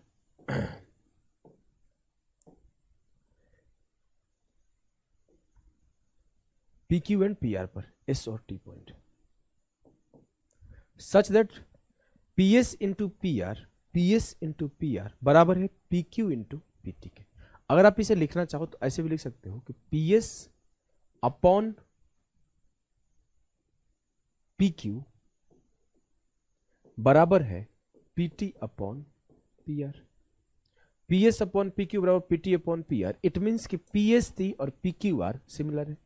यही बोलना चाहता है ना कि दोनों सिमिलर है। बोलोगे जी सर, यही बोलना चाहता है कि P S upon P Q बराबर P R P T upon P R, वही बोलना चाहता है, सिमिलर है। सिमिलर होने का मतलब क्या है कि एंगल पी दोनों में कॉमन है, एंगल एस बराबर है एंगल क्यू के, एंगल टी बराबर है एंगल आर के। बोलोगे जी सर, क्यू बराबर 96 है। अगर ये मेरा 96 है तो ये भी मेरा 96 होगा। बोला है कि जो एंगल पी एस टी है, जो एंगल पी एस टी है वो पी आर क्यू प्लस 34 है। तो हमने बोला पी एस टी जो कि मेरा 96 है, ये बराबर है P R Q plus 34। Angle P R Q किसके बराबर होगा? 96 माइनस 34, 6 से 4 गया 2, 9 से 3 गया 4, 62 डिग्री। अब हम लोगों को पी आर क्यू 62 मिल गया। ये 96 है, ये 62 है, तो 6 2 8 9 6 15, 158 डिग्री हो गया। तो ये बचा हुआ कितना होगा सर? ये बचा हुआ होगा 22। मुझसे पूछा गया वही क्यू पी आर का वैल्यू बताओ, तो ये 22 हो जाएगा। तभी तो तीनों एंगल का सम 180 होगा, तभी तो तीनों एंगल का सम 180 होगा। बोलोगे जी सर, एकदम क्लियर है, हमें कोई भी किसी भी प्रकार का कंफ्यूजन नहीं। आगे बढ़ो। बोला है कि in triangle P Q R, P Q बराबर है 24 एंड क्यू बराबर है 58। ट्रायंगल पी क्यू आर में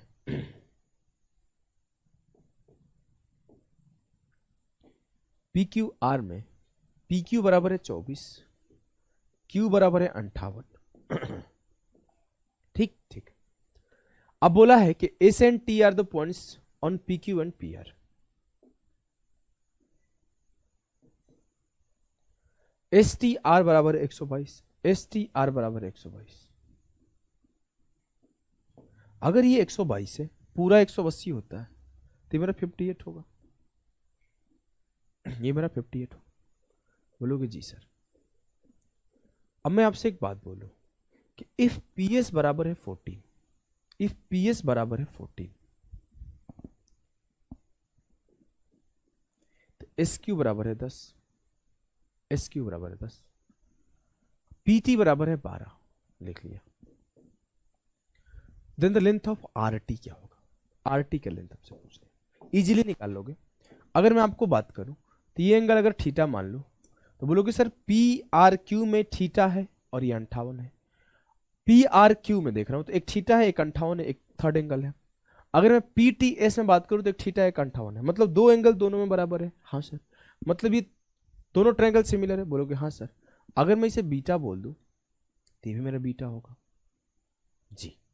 अगर मैं आपको बोलूं 58 डिग्री के सामने क्या है 14, 58 डिग्री के सामने क्या है 12 प्लस एक्स, बीटा के सामने क्या है 12, बीटा के सामने क्या है 24। अब मैं आपसे बोला बीटा के सामने 12 24 लिख लिए। अब मैं आपको बोला क्या ही करना, इजीली हो जाएगा।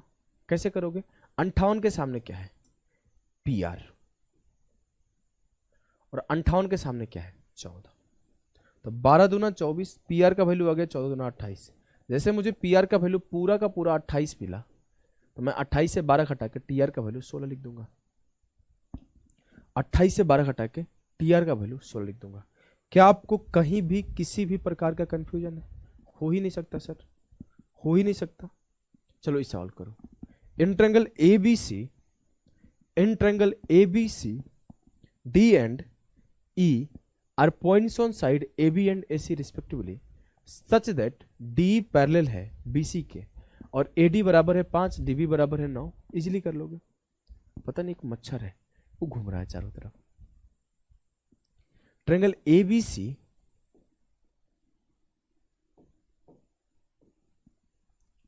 में D जो है AB और AC पर है और बोला है कि D पैरेलल है BC के। ठीक ठीक है।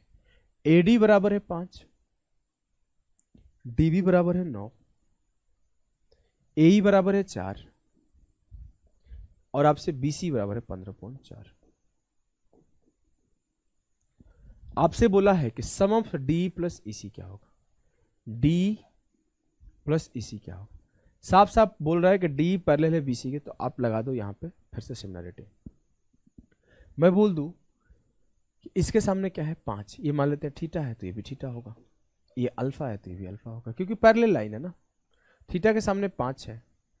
आप ऐसे इतना क्यों ही परेशान होना, सीधे 5/9 एलसीएम लगा दिया, 5/9 बराबर 4 समथिंग एक्स ले लिए। तो एक्स की वैल्यू आ गई 9 चौके 36/5, 5 7 35, 5 दूना 10, इसकी वैल्यू 7.2 हो गई।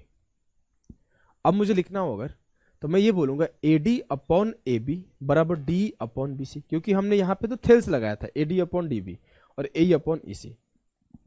बट जब मैं सिमिलरिटी लगाऊंगा तो पूरे के पूरे ट्रायंगल के दोनों साइड लेना पड़ेंगे। तो छोटे वाले का AD लिया तो बड़े वाले का AB ले लूंगा, तो 5/14 बराबर होगा, अगर D को x ले लिया तो 15/4। साफ साफ दिख रहा है एक पॉइंट एक बार में जा रहा है। तो x की वैल्यू है 11 5 55, 5.5। अगर इसकी वैल्यू 5.5 हो गई और इसकी वैल्यू 7.2 हो गई, दोनों को जोड़ दो, 7 5 12.7, 7 5 12.7 विल बी द सही उत्तर ऑफ द सवाल। क्लियर है, एकदम क्लियर है, इजी सवाल थे। इस सवाल को सॉल्व करो। इसका तो आंसर भी याद रखते हैं कई सारे लोग, क्योंकि बहुत पॉपुलर सवाल है और बहुत बार पेपर में ये आ चुका है।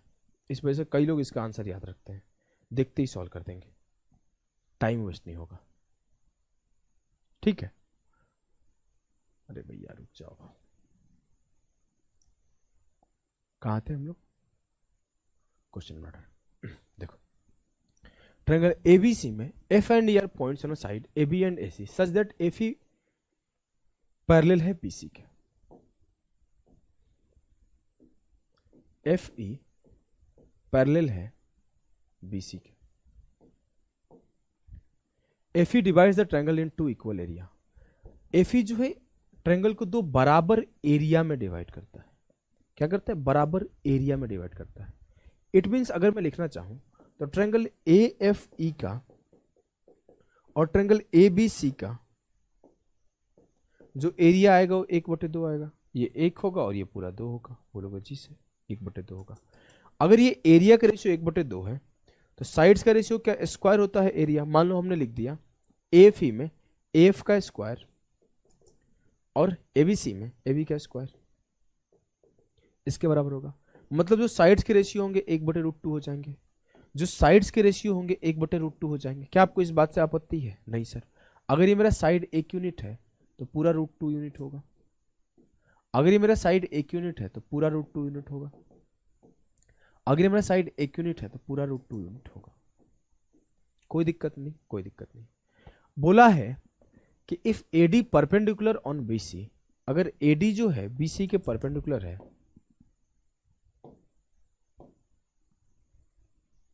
AD जो है वो BC के परपेंडिकुलर है, और बोला है कि FE को G पे कट करता है, FE को G पे कट करता है, तो हमें बताना है GD रेशियो AG क्या होगा। GD रेशियो AG, बात को समझना। आपको ऑलरेडी बताया गया है कि ना सिर्फ साइड बल्कि एल्टीट्यूड, मीडियन, रेडियस, पेरीमीटर सबका रेशियो समान होता है। तो मैं ये बात बोल सकता हूं, इसके जो एल्टीट्यूड का रेशियो होगा वो भी 1/√2 होगा। मतलब AG 1 है तो AD √2 है। अगर मैं AG को AD से घटा दूं तो ये मेरा √2 - 1 हो जाएगा। तो मेरा जो GD का लेंथ है वो √2 - 1 है, जो AG का लेंथ है वो 1 है। तो GD रेशियो AG क्या होगा?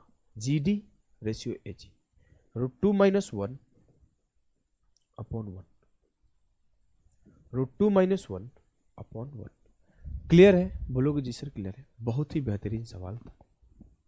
आगे बढ़ो। चलो अब इस सवाल को करने का कोशिश करो, बहुत ही अच्छा सवाल है।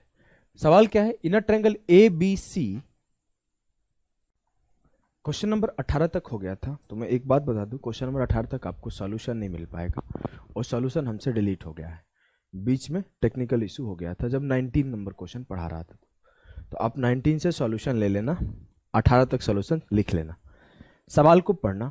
देखो सारे सवाल सिमिलरिटी से आसानी बनते हैं, आपको रीड करके समझना होगा और सॉल्व करना होगा। इन अ ट्रायंगल ABC,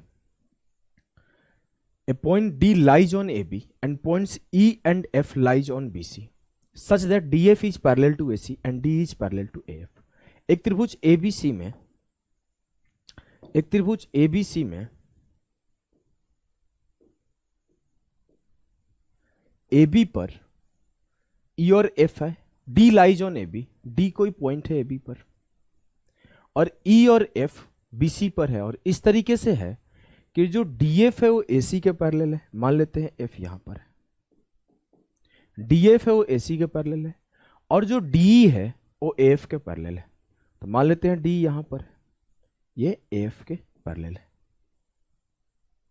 ये AF के पैरेलल है। अब बोला है कि BE का वैल्यू 4 दिया हुआ है, BE का वैल्यू 4 दिया हुआ है,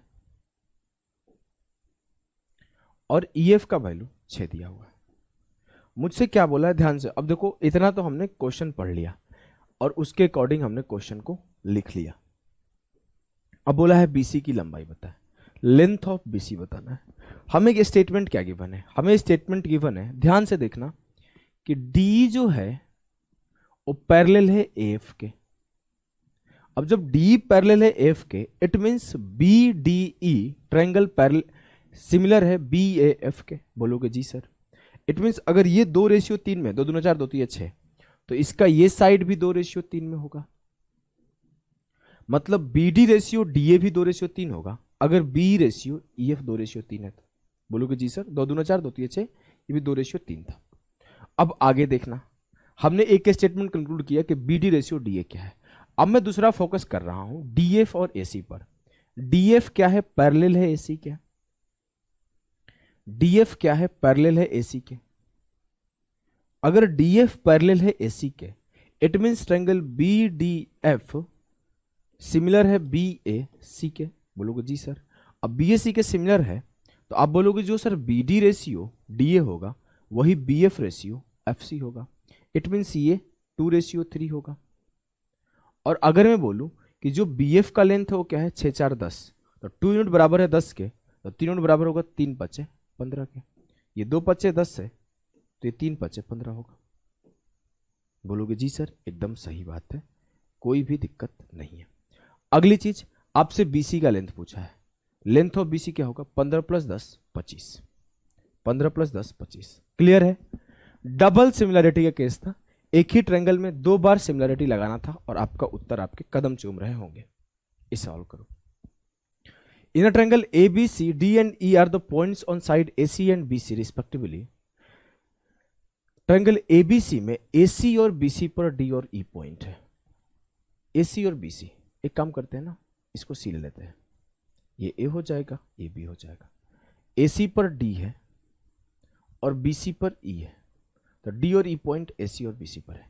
हमें जैसे बोला D पैरेलल है AB के, मेरे दिमाग में खटक गया कि CDE सिमिलर होगा CAB के। अगला पॉइंट बोला कि F is a point on C, F is a point on C such that DF parallel है AE के।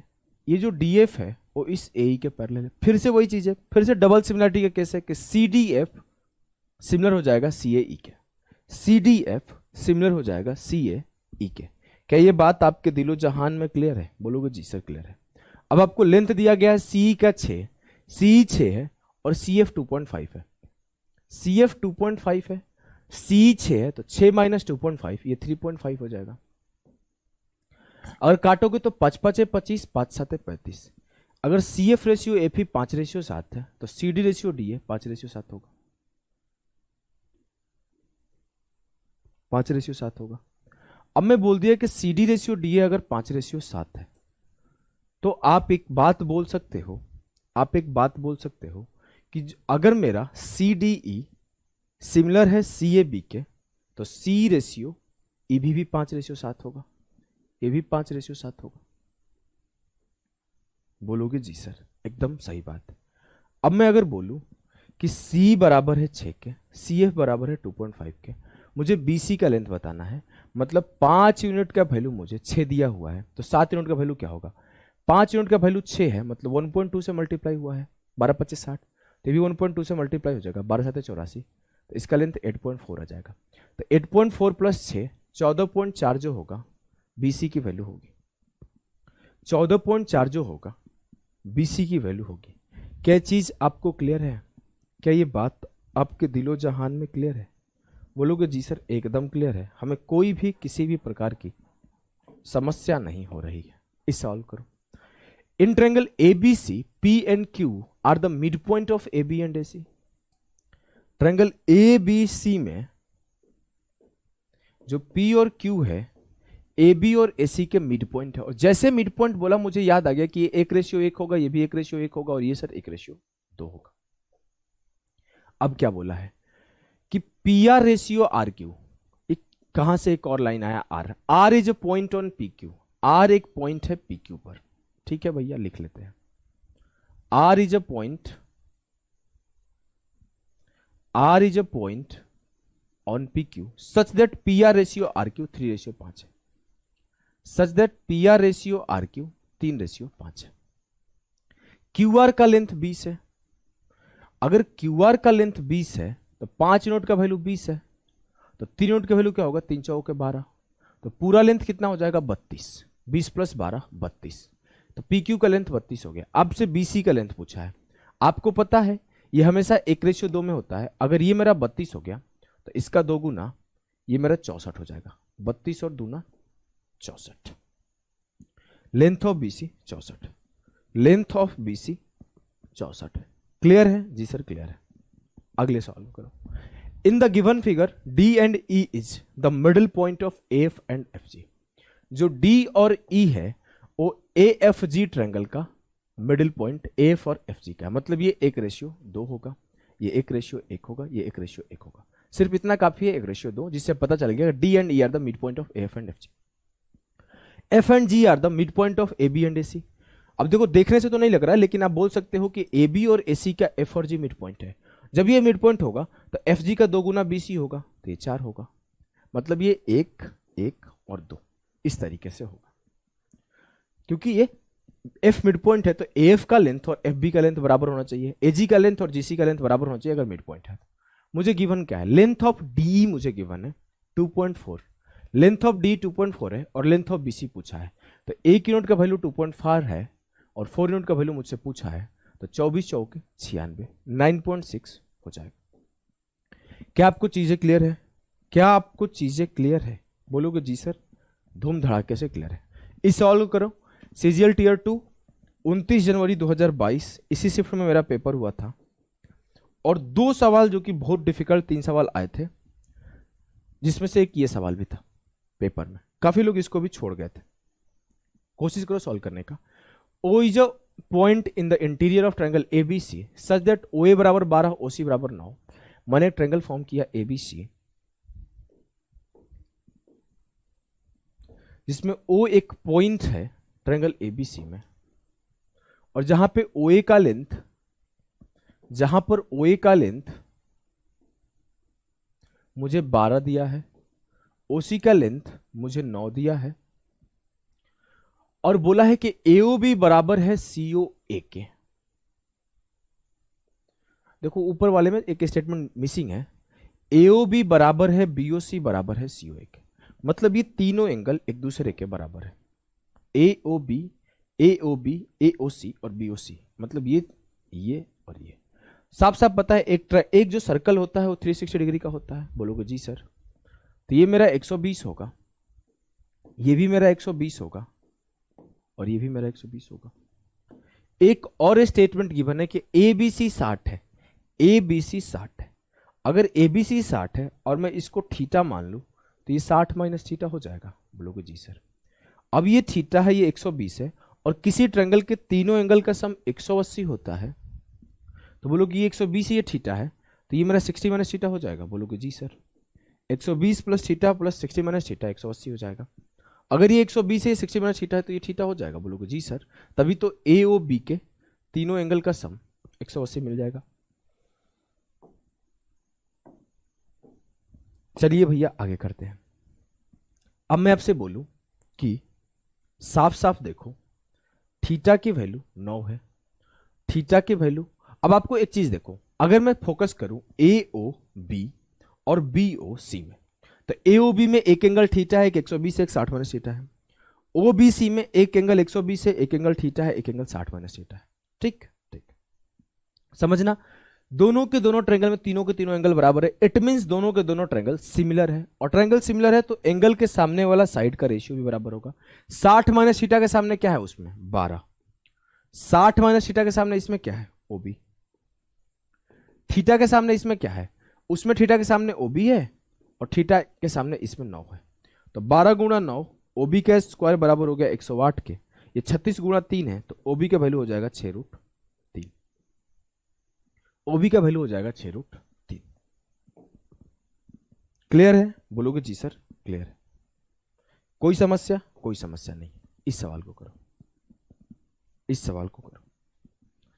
In the given figure ABCD is a rectangle and P is a point on DC such that BC बराबर 24, BC बराबर 24, DP बराबर 10, DP बराबर 10 and CD बराबर 15, C से D बराबर 15। देखो DP 10 दिया हुआ है, CD 15 दिया हुआ है, तो ये 5 हो गया। मुझे AB 24 दिया हुआ है, AB 24 है ना, नहीं BC 24 है, BC 24। अब देखो ये 15 है तो ये भी आपका 15 ही होगा, साधारण सी बात है, क्योंकि रेक्टेंगल है तो ये और ये बराबर है। अब ये भी आपका 24 ही होगा, ये भी साधारण सी बात है। आपसे पूछा क्या है कि if AP is produce two point Q intersect BC, BC को प्रोड्यूस किया गया और AP को प्रोड्यूस किया गया, तो Q पे मिले, find the length of AQ। AQ का लेंथ पूछा है, ये 10 है, ये 24 है, तो A से P तक का तो लेंथ 26 हो जाएगा। 10 24 26 इज अ ट्रिपलेट, 5 12 13 का मल्टीप्लर है, 5 12 13 का, 5 का दोगुना 12 का दोगुना 13 का दोगुना। अब मुझे क्या चाहिए, मुझे इसका लेंथ दे दो PQ का, फिर मैं AQ निकाल लूंगा, फिर मैं AQ निकाल लूंगा। इजी सवाल, वेरी इजी सवाल। देखो ये 5 है, ये 15 है, ये भी 90 है, ये भी 90 है। अगर ये थीटा है तो ये 90 माइनस थीटा है, और ये भी 90 माइनस थीटा है। अगर मैं बात करूं QPC और QAB का, तो सिमिलर ट्रायंगल नहीं है। बोलोगे एकदम है सर, इजीली सॉल्व कर दिए कि 5 है 15, तो 1:3 में है, तो ये भी 1:3 में होगा। इट मीन्स जो 24 का वैल्यू है वो 2 यूनिट की वैल्यू है, तो 2 यूनिट बराबर है 24 के, तो 1 यूनिट बराबर किसके होगा, 1 यूनिट बराबर किसके होगा, 2 यूनिट बराबर है 24, तो 1 यूनिट बराबर होगा 12। अब ये 5 है, ये 12, तो इसका वैल्यू 13 हो जाएगा। AP 26 था, PQ 13 है, तो 26 + 13 AQ 39 हो जाएगा। 26 + 13 AQ 39, 39 हो जाएगा। क्लियर? जी सर क्लियर है। इस सवाल को करो। इन ट्रायंगल ABC, AB बराबर है AC एंड AL बराबर, AL is perpendicular to BC। In triangle DEF, D बराबर है DF and DM is perpendicular to EF। Photo बना लेते हैं भाई। ट्रायंगल ABC में AB बराबर है AC के, AL परपेंडिकुलर है BC पर। ट्रायंगल DEF में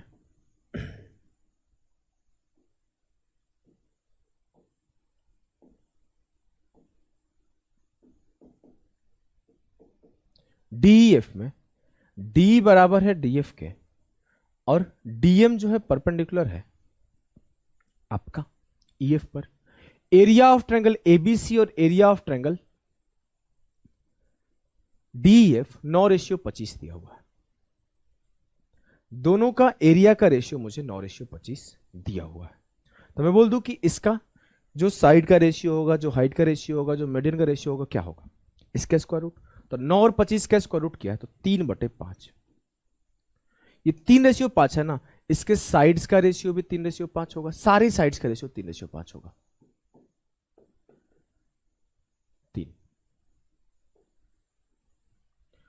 इसके मीडियंस का रेशियो या फिर इसके एल्टीट्यूड का रेशियो भी 3:5 होगा। It means I can easily say कि एल रेशियो डीएम भी 3:5 होगा। और मुझसे DM plus L upon DM minus L पूछा है, तो डीएम प्लस एल 5 + 3 और डीएम माइनस एल 5 - 3 तो 8/2। इट मीन्स 4 जो आएगा वो सही उत्तर आएगा। 4 जो आएगा वो सही उत्तर आएगा। क्या ये बात आपको क्लियर है? क्लियर है। आ जाओ, कुछ क्वेश्चन हम लोग करेंगे जो रीसेंट एग्जाम में आए हुए हैं उसको। चलिए करते हैं। मैं स्लो नहीं कराऊंगा, सारे क्वेश्चंस को मैं फास्ट कराऊंगा। तो मैं एक्सपेक्ट कर रहा हूं कि आप सारे सवाल पॉज करके सॉल्व करोगे। अगर नहीं करोगे तो समझ में नहीं आएगा, और समझ में नहीं आएगा तो मेरी गलती बिल्कुल नहीं है। देखो, if the area of two similar triangle are 196/625, what would be the ratio of the corresponding side? SSC CGL 2022 and 2023 दोनों में पूछा गया सवाल। कॉरस्पॉन्डिंग साइड का रेशियो क्या होगा? आपको पता है कि जो एरिया का रेशियो होता है, एरिया ऑफ मान लो del 1 del 2 लिख देता हूं। del 1 del 2 जो होता है उस साइड्स के स्क्वायर का रेशियो होता है। अगर मुझे साइड का रेशियो लिखना है तो मुझे एरिया का स्क्वायर रूट कर देना पड़ेगा। तो यहां से मुझे उसके कॉरस्पॉन्डिंग साइड का रेशियो आ जाएगा। तो 196 का स्क्वायर ए बी अपॉन मान लो पी क्यू ले लेते हैं, एक ट्रायंगल पी क्यू होगा तो ये पी क्यू ले लेते हैं। अब मैं बोला कि 196 का स्क्वायर रूट 14 और 625 का स्क्वायर रूट 25, तो 14:25 सही उत्तर है। The side of two similar triangle are 5:7। Area क्या होगा? एरिया हमेशा साइड के स्क्वायर होता है, तो 5 का स्क्वायर 25, 7 का स्क्वायर 49। ट्रायंगल एबीसी और ट्रायंगल डीईएफ में बीसी बराबर 4 है, ई बराबर 5 है, और एरिया ऑफ ट्रायंगल एबीसी आपके सामने 80 दिया हुआ है। तो एरिया ऑफ ट्रायंगल डीईएफ बताओ। मुझे बीसी रेशियो ईएफ का स्क्वायर, तो 4 का स्क्वायर 16, 5 का स्क्वायर 25, ये जो होगा ट्रायंगल एबीसी और ट्रायंगल डीईएफ का एरिया का रेशियो होगा, क्योंकि कॉरस्पॉन्डिंग साइड का स्क्वायर ही तो एरिया का रेशियो होता है। तो 4 का स्क्वायर 5 का स्क्वायर कर दिया। मुझे एबीसी का एरिया दिया हुआ है, तो 16 यूनिट की वैल्यू मुझे 80 दी हुई है, तो 25 यूनिट की वैल्यू निकाल दूंगा। 16 × 5 = 80, 25 × 5 = 125, 25 × 5 = 125। The side of a two similar triangle are in the ratio 5:7. Area of this triangle 5 का स्क्वायर 7 का square. ABC and DEF are similar if AB बराबर 92, BC बराबर 48 and AC बराबर 120 and the length of the smallest side of DEF is 200. Find the length of the longest side of DEF. सीधी सी बात है कि आपका ABC में ABC और DEF similar दे दिया है, AB BC AC का लेंथ दे दिया है। आपको पता है कि जो शॉर्टर लेंथ होगा शॉर्टर के समरूप होगा, जो लॉन्गर साइड होगा और लॉन्गर के समरूप होगा, सिमिलर होगा। बोलोगे जी सर। अब सबसे शॉर्टेस्ट साइड जो है डीएफ का वो 200 है, और इसका सबसे शॉर्टेस्ट साइड क्या है? बीसी। तो बीसी रेशियो ईएफ मतलब 48:200 बराबर कर दो लॉन्गेस्ट के, बराबर कर दो लॉन्गेस्ट के। लॉन्गेस्ट क्या है सर? लॉन्गेस्ट है AC 120, तो लॉन्गेस्ट होगा DF, लॉन्गेस्ट होगा DF, तो 120 रेशियो DF। काटोगे तो 12 चौके 48, 4 से काटोगे 4 पच्चे 20, डीएफ की वैल्यू हो जाएगी 50 इंटू 10 500। डीएफ की वैल्यू होगी 50 इंटू 10 500। इस सवाल को करो। Two triangle P R S and D F R similar whose perimeter are 36 and 40। आपको पढ़ाया गया था अगर ट्रायंगल सिमिलर हो तो उसके साइड का रेशियो, उसके पेरीमीटर का रेशियो, उसके इन रेडियस का रेशियो, उसके सर्कम रेडियस का रेशियो, उसके मीडियन का रेशियो, उसके हाइट का रेशियो, सब कुछ सेम रेशियो में होता है। बोला है कि लेंथ ऑफ डी 10 है तो लेंथ ऑफ पी आर क्या होगा? देखो डी एफ का पेरीमीटर 40 था, इसका 1/4 हुआ है तो इसका 1/4 हो जाएगा। अगर आपको लिख के करना है तो पेरीमीटर का रेशियो क्या होगा? 36/40। और साइड्स का रेशियो क्या होगा? पीआरएस का पीआर मुझे निकालना है और मुझे गिवन क्या है? Length of D 10। 10 से काटा 10 चौके 40, 4 से काटा 4 9 36, पीआर का वैल्यू 9 है। इस सवाल को करो। ट्रायंगल ए बी सी जो है वो सिमिलर है ट्रायंगल डी ई एफ के, जहां पे बी सी बराबर है 4, ई बराबर है 5 और एरिया, ये तो सवाल करा चुका हूं। ABC is a triangle where D is a point on side BC, जहां पे BC बराबर है 16 एंड BD बराबर है 11। यहां पे सिमिलर देना चाहिए ना, नहीं एंगल बराबर दिया है। एंगल ADC और एंगल BAC बराबर है, the length of AC is equal to. Triangle ABC में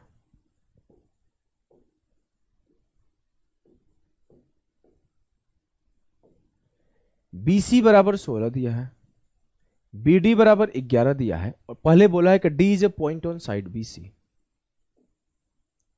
और BD बराबर 11 दिया तो अपने आप DC 5 हो गया। सिंपल सी बात है, सिंपल सी बात है। कोई दिक्कत? कोई दिक्कत नहीं। बोला है कि ADC बराबर है BAC के। ये जो ADC है थीटा वो बराबर इस BAC थीटा का। ऐसा सवाल करा चुका हूं, बोलोगे जी सर। बस इतना देखते मुझे पता चल गया सिमिलरिटी लगेगा। अगर मैं BAC में फोकस करूं तो एक एंगल थीटा है और मान लेते एक एंगल अल्फा है, दो एंगल बराबर, तीसरा खुद ब खुद बराबर हो जाएगा। अगर ADC का बात करूं तो एक थीटा है एक अल्फा है, बात खत्म। AC की लंबाई हमें बतानी है। मुझे पता चल गया कि जो मेरा BAC ट्रायंगल है और जो मेरा ADC ट्रायंगल है वो सिमिलर है। BAC में थीटा के सामने क्या है? 16। इसमें थीटा के सामने क्या है? AC। बी के सामने इसमें क्या है? AC। इसमें इस एंगल के सामने क्या है? 5। सर ऐसा क्यों किया? क्योंकि मान लेते ये एंगल x है तो ये एंगल भी x आएगा, तीसरा एंगल खुद ब खुद बराबर हो जाएगा। AC का स्क्वायर बराबर है 16 5 80, या 16 गुणे 5 कर रहे हो तो 16 गुणे 5 ही रखो। AC का वैल्यू 16 का स्क्वायर रूट 4 हो जाएगा और 5 अपने पास रह जाएगा, 4√5 उत्तर हो जाएगा। क्लियर? यस सर क्लियर है। इस सवाल को करिए। In triangle ABC, D and E are 2 points. D and E are 2 points. D and E are the points on side AB and AC, respectively, such that D parallel है BC के। Simple सा सवाल है, वही सवाल है। Triangle ABC में D और E पॉइंट AB और AC पर है। इस तरीके से है कि जो AB है वो AC के, जो डी है वो बीसी के पैरेलल है। जैसे ये बात बोला डी पैरेलल है बीसी के, मैं क्या कंक्लूड कर रहा हूं? मैं ये कंक्लूड कर रहा हूं कि एडीई और एबीसी सिमिलर ट्रायंगल है। एडी बराबर है x, डीबी बराबर है x-2, एई बराबर है x+2 और ईसी बराबर है x-1। Find the value of AB plus A. AB plus A का वैल्यू बताओ। मतलब x plus x-2, 2x-2 plus x+2, 3x की वैल्यू मुझे बताना है। 3 का मल्टीपल आंसर हो जाएगा। मैंने क्या किया? AB प्लस ए को जोड़ा तो मुझे x plus x-2 plus x+2 मिला, तो x plus x 2x plus x 3x, -2 plus 2 cut गया तो मुझे AB प्लस ए 3x मिला। मुझे निकालना किसकी वैल्यू है? AB प्लस ए का। मुझे गिवन क्या है कि ये ट्रायंगल इसके सिमिलर है। अब आपको थेल्स थ्योरम में यही तो पढ़ा जाता है कि अगर सिमिलर ट्रायंगल है तो AD अपॉन DB बराबर होता है AE अपॉन EC के। कर दो, x अपॉन x-2 बराबर हो जाएगा x+2 minus x+2 upon x-1। इससे इसको मल्टीप्लाई कर दो। x से मल्टीप्लाई किए तो x² -1 मिला, x से मल्टीप्लाई किए तो x² -4 मिला। तो गड़बड़ हो गया यार। ए डी बराबर एक्स, डी बी बराबर एक्स माइनस टू, ए ई बराबर एक्स प्लस टू, ई सी बराबर एक्स माइनस वन। अपन एक काम करते हैं ना, ट्रायंगल सिमिलर है, ट्रायंगल सिमिलर है, बोलोगे जी सर, तो A D upon A B कर लो, तो X upon X plus X minus two, तो ये टू एक्स माइनस टू हो जाएगा, X plus two upon X plus two plus X minus one, तो टू एक्स प्लस वन हो जाएगा। यहां से आप x की मान निकाल लो, यहां से आप x की मान निकाल लो, यहां से आप x की वैल्यू निकालो, निकालते भैया। अगर इससे ये मल्टीप्लाई हुआ तो 2x स्क्वायर प्लस x मिला, इससे ये मल्टीप्लाई हुआ तो x into two x square, x into minus two 2x, और 2 इंटू टू एक्स 4x, और 2 माइनस टू 4, 2x स्क्वायर से 2x स्क्वायर खत्म, 4 से 2 गया 2, और 2 से x गया x, x बराबर हो गया 4, 4 से 2 गया 2x, 2x माइनस 4, x को इधर लाया 4 को इधर भेज दिया, 2x माइनस x, x बराबर 4, x की वैल्यू मुझे 4 मिली, मुझे 3x की वैल्यू निकालनी थी, 3 इंटू 4 12 आ गया आंसर, 12 आ गया आंसर। क्लियर है? बोलोगे जी सर एकदम क्लियर है। इस सवाल को करो। In a trapezium A B C D, A B parallel है डीसी के, कोई ट्रेपीजियम है ए बी सी डी जिसमें ए बी जो है सी डी के पैरेलल है, डीसी के पैरेलल है, तो ये ए, ये बी, ये सी, ये D. Length of A B 9 है और लेंथ ऑफ डीसी 15 है।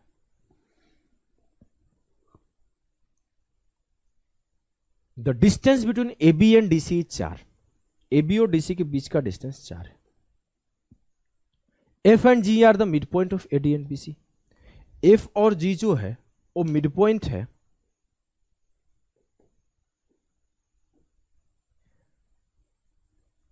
इसके ए डी और बी सी के। तो अगर मैं इसका लेंथ निकालू जी एफ का, जी एफ का लेंथ कितना आएगा भैया, 9 प्लस 15 बटे 2 12, 15 9 24 बटे 2 आधा होता है।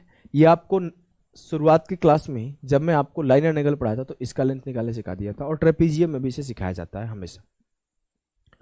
अगली बात कि when DA and CB is produced meet at point E, जब डीए को और सीबी को प्रोड्यूस किया गया तो ई पॉइंट पे मिले। आपको बताना है ई एफ जी का एरिया क्या होगा, ई एफ जी इस ट्रायंगल का एरिया क्या होगा। हमने सॉल्व करना शुरू किया। हमने पहला काम क्या किया, हमने रेशियो देखा, हमने साइड्स के रेशियो देखे, तो ये क्या हुआ 3 तिया 9, 3 चौके 12, 3 पचे 15, 3 रेशियो 4 रेशियो 5 है। अब हमें पता है जो साइड्स का रेशियो होता है उसका स्क्वायर एरिया का रेशियो होता है। तो बोलूंगा अगर ई ए बी का एरिया कोई लिखने बोले तो मैं क्या बोलूंगा, 3 का स्क्वायर 9 है। अगर मैं बोलूं कि मुझसे कोई ए बी एच एफ का एरिया लिखने बोले तो क्या बोलूंगा, 4 का स्क्वायर माइनस 3 का स्क्वायर, 4 का स्क्वायर माइनस 3 का स्क्वायर, ये 3 का स्क्वायर हो जाएगा सिंपली। 3 9, ये 16 से 9 गया 7, और ये 5 का स्क्वायर माइनस 4 का स्क्वायर, 25 से 16 गया 9।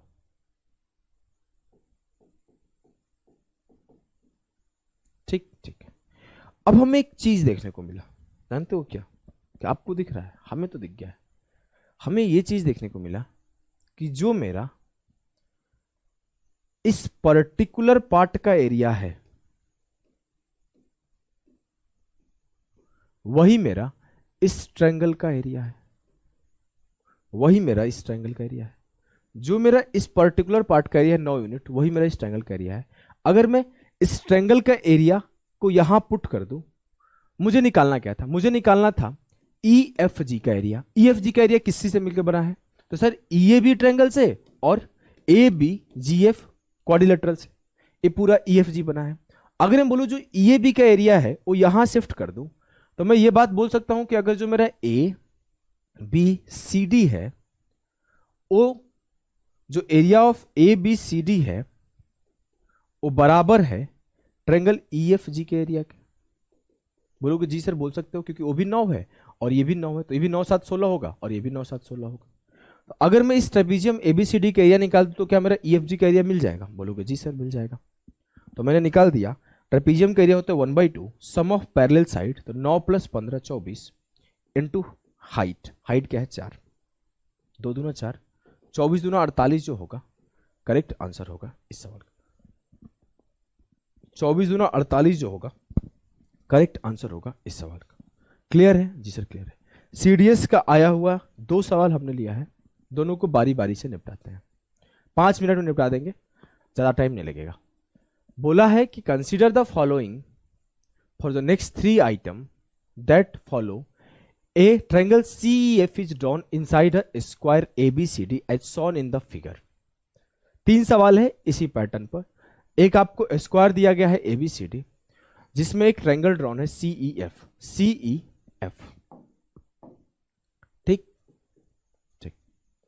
अब आगे हमको क्या मिला कि CF का लेंथ जो है 8 है, CF का लेंथ जो है 8 है। आगे हमको मिला EF का लेंथ 6 है, EF का लेंथ 6 है, और CE का लेंथ 10 है। जैसे ये 6 8 10 दिया, मुझे एक चीज कंक्लूड हो गया कि 90 है, बिना बोले ही बताया जा रहा है कि 90 है, 6 8 10 है। अब मैं एक बात बोल सकता हूं कि मेरा जो स्क्वायर है वो तो ऑलरेडी 90 है। अब अगर मेरा ये अल्फा है, ये 90 है, तो ये 90 माइनस अल्फा होगा। और मुझे एक स्ट्रेट एंगल हमेशा 180 का होता है। बोलोगे जी सर ये 90 माइनस अल्फा है, ये 90 है, तो 90 90 180 माइनस अल्फा, तो ये क्या हो जाएगा अल्फा। अगर ये अल्फा हो गया तो बीटा क्या हो जाएगा 90 माइनस अल्फा। इट मीन्स मैं बोल सकता हूं जहां पे 90 माइनस अल्फा वहां बीटा लिख सकता हूं। हाँ लिख सकता हूं, तो लिख दो ना, यहां पे बीटा लिख दो, यहां पे बीटा लिख दो। मुझे क्या मिला कि जो AEF है और जो FBC है, ये दोनों के दोनों ट्रायंगल सिमिलर है क्योंकि इसके तीनों के तीनों एंगल बराबर है। बोलेंगे जी सर। अब मैं क्या कर सकता हूं, अब मैं कुछ यूं करूंगा कि मुझे ये नहीं पता है कि लेंथ ऑफ साइड क्या है, नहीं पता है ना, नहीं, मैं रेशियो लिखना शुरू करता हूं, मैं रेशियो लिखना शुरू करता हूं। देखो हमने रेशियो लिखा कि अल्फा के सामने क्या है BF, उसमें अल्फा के सामने क्या है AE, 90 के सामने क्या है 8, उसमें 90 के सामने क्या है 6, बीटा के सामने क्या है, तो सर बीटा के सामने इसमें BC है, उसमें बीटा के सामने क्या है AF, हमने लिख दिया। तो ये मेरा BF रेशियो AE हो चाहे BC रेशियो AF हो, 4:3 आया।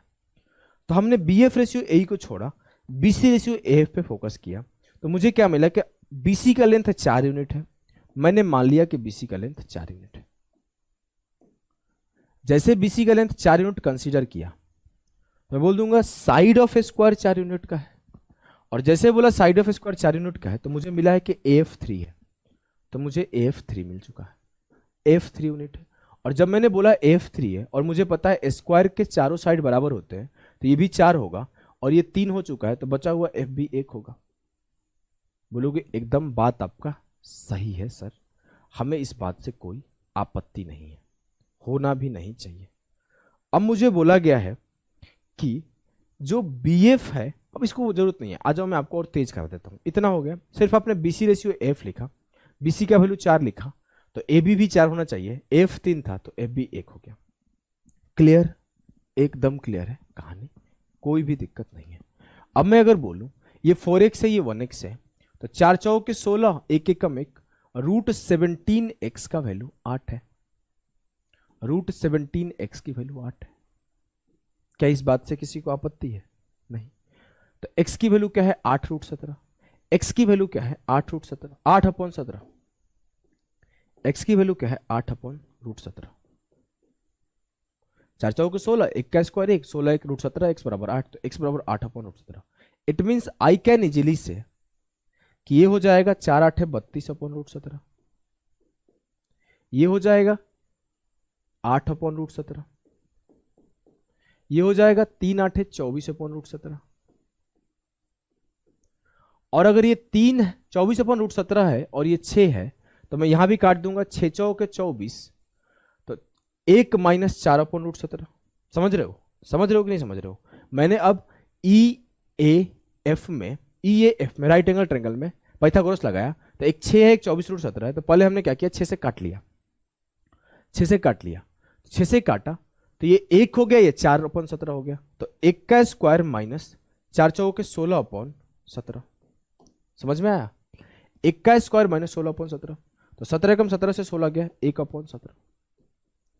6 से काटा था तो 6 से मल्टीप्लाई हो जाएगा, तो ये लेंथ मुझे मिल जाएगा 6/√17। जैसे ही मेरे 6/√17 मिला, पूरा 32/√17 है, तो बचा हुआ हो जाएगा 26/√17। हमने सब कुछ फाइंड आउट कर दिया, हमने सब कुछ फाइंड आउट कर दिया, कोई भी चीज हमें कंफ्यूजन में नहीं रखा है, नहीं रखा है ना? नहीं। अब आ जाओ, मुझसे बोला what is the area of the square. Area of square क्या होगा? साइड ऑफ स्क्वायर क्या निकाला था अपने? सर साइड का वैल्यू आया था 32/√17। एरिया होता है साइड का स्क्वायर, तो ए स्क्वायर हो जाएगा 32 का स्क्वायर 1024/17। 1024/17। क्लियर है? क्लियर है। बोला है tan alpha plus tan beta निकाल दो। मेरा इसका वैल्यू क्या आया था एक बार देख लो, हमें भी याद नहीं है। 8/√17, 24/√17, 6/√17। इसका वैल्यू आया था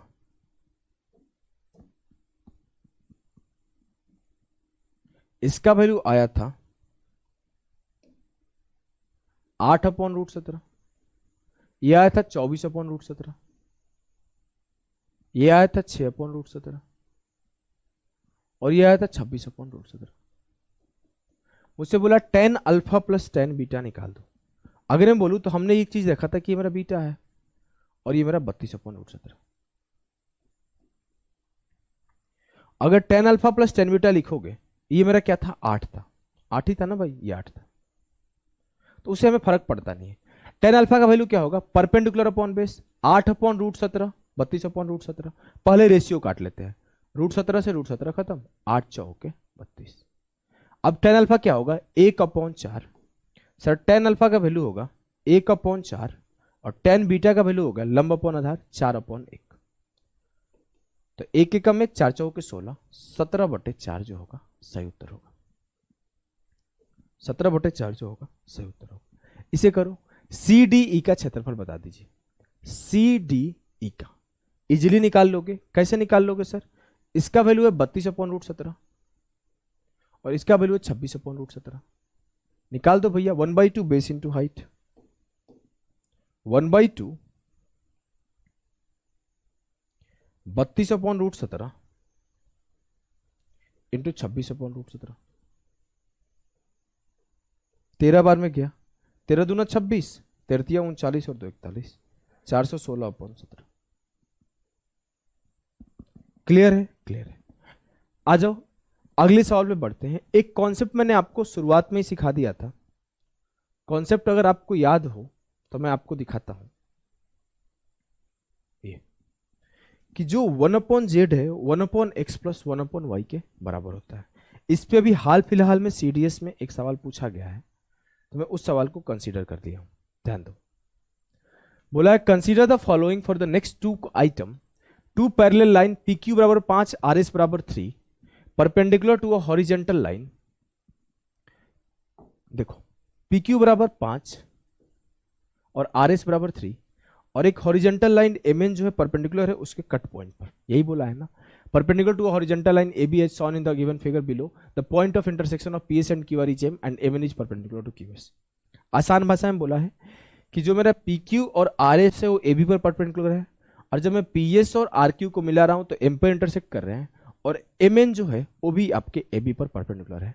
मुझे उतना पता नहीं, मुझे इतना पता है कि अगर ये X होता और ये Y होता और ये Z होता तो मैं बोल सकता था कि 1/z जो है 1/x प्लस 1/y के बराबर है। इट मीन्स मैं इजीली बोल दूंगा कि जो मेरा 1/mn होगा वो 1/5 प्लस 1/3, इट मीन्स 8/15 जो है 1/mn के बराबर है। तो mn की वैल्यू 15/8 हो जाएगी। हमसे पूछा है mn की लंबाई बताओ, मैंने इजीली बोल दिया 15/8। एक सवाल जो कि बढ़िया सवाल है, इसे करो। हमें क्या पता है? इसकी वैल्यू मुझे 15/8 पता है, इसकी वैल्यू मुझे 5 पता है, इसकी वैल्यू मुझे 3 पता है। पूछा क्या है, what is the ratio of the area of quadrilateral P Q N M और आर एस एन एम। आपको दोनों के दोनों क्वाड्रिलेटरल का रेशियो पूछा है, दोनों के दोनों क्वाड्रिलेटरल का रेशियो पूछा है। अगर मैं बोलूं 3 5 15, जो मेरा साइड्स के रेशियो हो क्या है, मैंने 15/8 और 3 का रेशियो लिया, 3 5 15, तो 5/8 है। अब मुझे एक चीज पता है कि ये भी मेरा ट्रायंगल है, ये भी मेरा राइट एंगल ट्रायंगल है, तो Q M N Q R S के सिमिलर है, और ये साथ साथ ये भी बोल सकता हूं कि S M N S P Q के सिमिलर है। बोलोगे जी सर, हमने पहला सिमिलरिटी क्यू एम एन और क्यू आर एस में लगाया, बोला इसके साइड्स 5/8 में है, मतलब मैं बोल सकता हूं कि अगर ये मेरा 5 यूनिट है, थोड़ा पतला कर लेता हूं, 5 यूनिट है तो ये मेरा 8 यूनिट है। बोलोगे जी सर। अब मैं ये साथ साथ ये भी बात बोल दिया कि तब मेरा क्यू एन जो है वो 5 है और एन एस जो है वो 3 है। बोलोगे सही बात है। अब मैं ये बात बोल सकता हूं कि अगर ये 5/3 है तो काफी है, इतना इतना काफी है। मैं बोलूंगा कि फिर 5 का स्क्वायर 25 और 8 का स्क्वायर 64, तो जो मेरा आर एम एन एस की वैल्यू हुई वो 64 हुई, आर एम एन एस की वैल्यू 64 हुई। लेकिन एक बात समझना, जैसे हमने आर एम एन एस 64 लिखा, तो साथ के साथ ये भी तो बोलूंगा जो मेरा ये होगा वो भी 5/3 में होगा। बोलोगे एकदम सही बात है। और जब हमने ये बात बोला ये मेरा 5/3 में होगा, तो अब आपको एक कॉन्सेप्ट पढ़ाया गया है, एरिया बेस्ड कॉन्सेप्ट, कि अगर मेरा ये x/y में है तो इसका एरिया भी x/y में होगा। अब मैं आपको फोकस करवाता हूं एम क्यू एस में। अब मेरा एम क्यू एन और एम एन एस 5/3 में है, तो इसका एरिया भी 5/3 में होगा। अभी 5 का वैल्यू 25 है तो 3 का वैल्यू 3 5 15 होगा। अब मैं अगर बोलूं कि मैं अगर इस ट्रायंगल में फोकस करूं आर एस क्यू में, तो मुझे क्या मिला कि जो मेरा Q M ratio M R है वो 5/3 है। तो जो मेरा क्यू एम एस और एस एम आर का रेशियो होगा एरिया का, वो भी 5/3 होगा। तो 5 यूनिट किसके बराबर, 25 15 40, 5 यूनिट बराबर 40, तो 1 यूनिट बराबर 8, 3 यूनिट बराबर 3 8 है 24। मैंने अलग अलग सबका एरिया निकाल दिया। आर एम एस का एरिया 24, एस एम एन का एरिया 15, एम एन क्यू का एरिया 5। अब देखो अगली चीज फोकस करो, अगली चीज ब्लैक कलर से लिख रहा हूं। मैं बोला कि अगर मैं बोलूं एस एम एन सिमिलर है एस पी क्यू के, और मुझे एक बात पता है कि ये 3/5 है, ये 3/5 है, तो ये भी 3/5 होगा। बोलोगे जी सर, साहब साहब सही सही बात है, मतलब S M ratio P M भी 3/5 होगा। मैं बोलूं 3 यूनिट का वैल्यू क्या है, 3 यूनिट का वैल्यू सर जो है ना क्यू। अब देखो एक बात पहले समझो, अब मैं बोलूं कि अगर मेरा P M ratio M S 5/3 है, तो पी क्यू एम और एम क्यू एस का रेशियो भी 5/3 होगा। बोलोगे जी सर। अब मैं बोला कि 3 यूनिट का वैल्यू क्या है, तो 25 + 15 40, 3 यूनिट की वैल्यू मुझे 40 की बन है। दिख रहा है, हाँ दिख रहा है, थोड़ा और मोटा कर लो, कर लो। तो 1 यूनिट का वैल्यू क्या होगा, 40/3। अब मैं अगर इसका एरिया निकालू तो 5 यूनिट का वैल्यू क्या होगा, 200/3। मुझे इस पर्टिकुलर ट्रायंगल का एरिया 200/3 मिल गया। अब मुझे जो निकालना है सब निकाल दूंगा। मुझे क्या निकालना है ध्यान देना, मुझे क्या निकालना है ध्यान देना, मुझे निकालना है P Q N M, P M N Q, 200/3 + 25, 200/3 + 25 ratio R S N M, R S N M 24 + 15। Solve करोगे 3 25 75, 275 अपॉन 3 रेशियो 24 + 15 39, 275 रेशियो 39 दिया 117, 275 रेशियो 117 जो होगा सही उत्तर होगा। क्लियर है? बोलोगे जी सर एकदम क्लियर है, हमें कोई भी किसी भी प्रकार का कंफ्यूजन नहीं है। तो आपका सिमिलरिटी यहीं पे एंड होता है। अभी के लिए इतना ही, टाटा बाय बाय सभी को।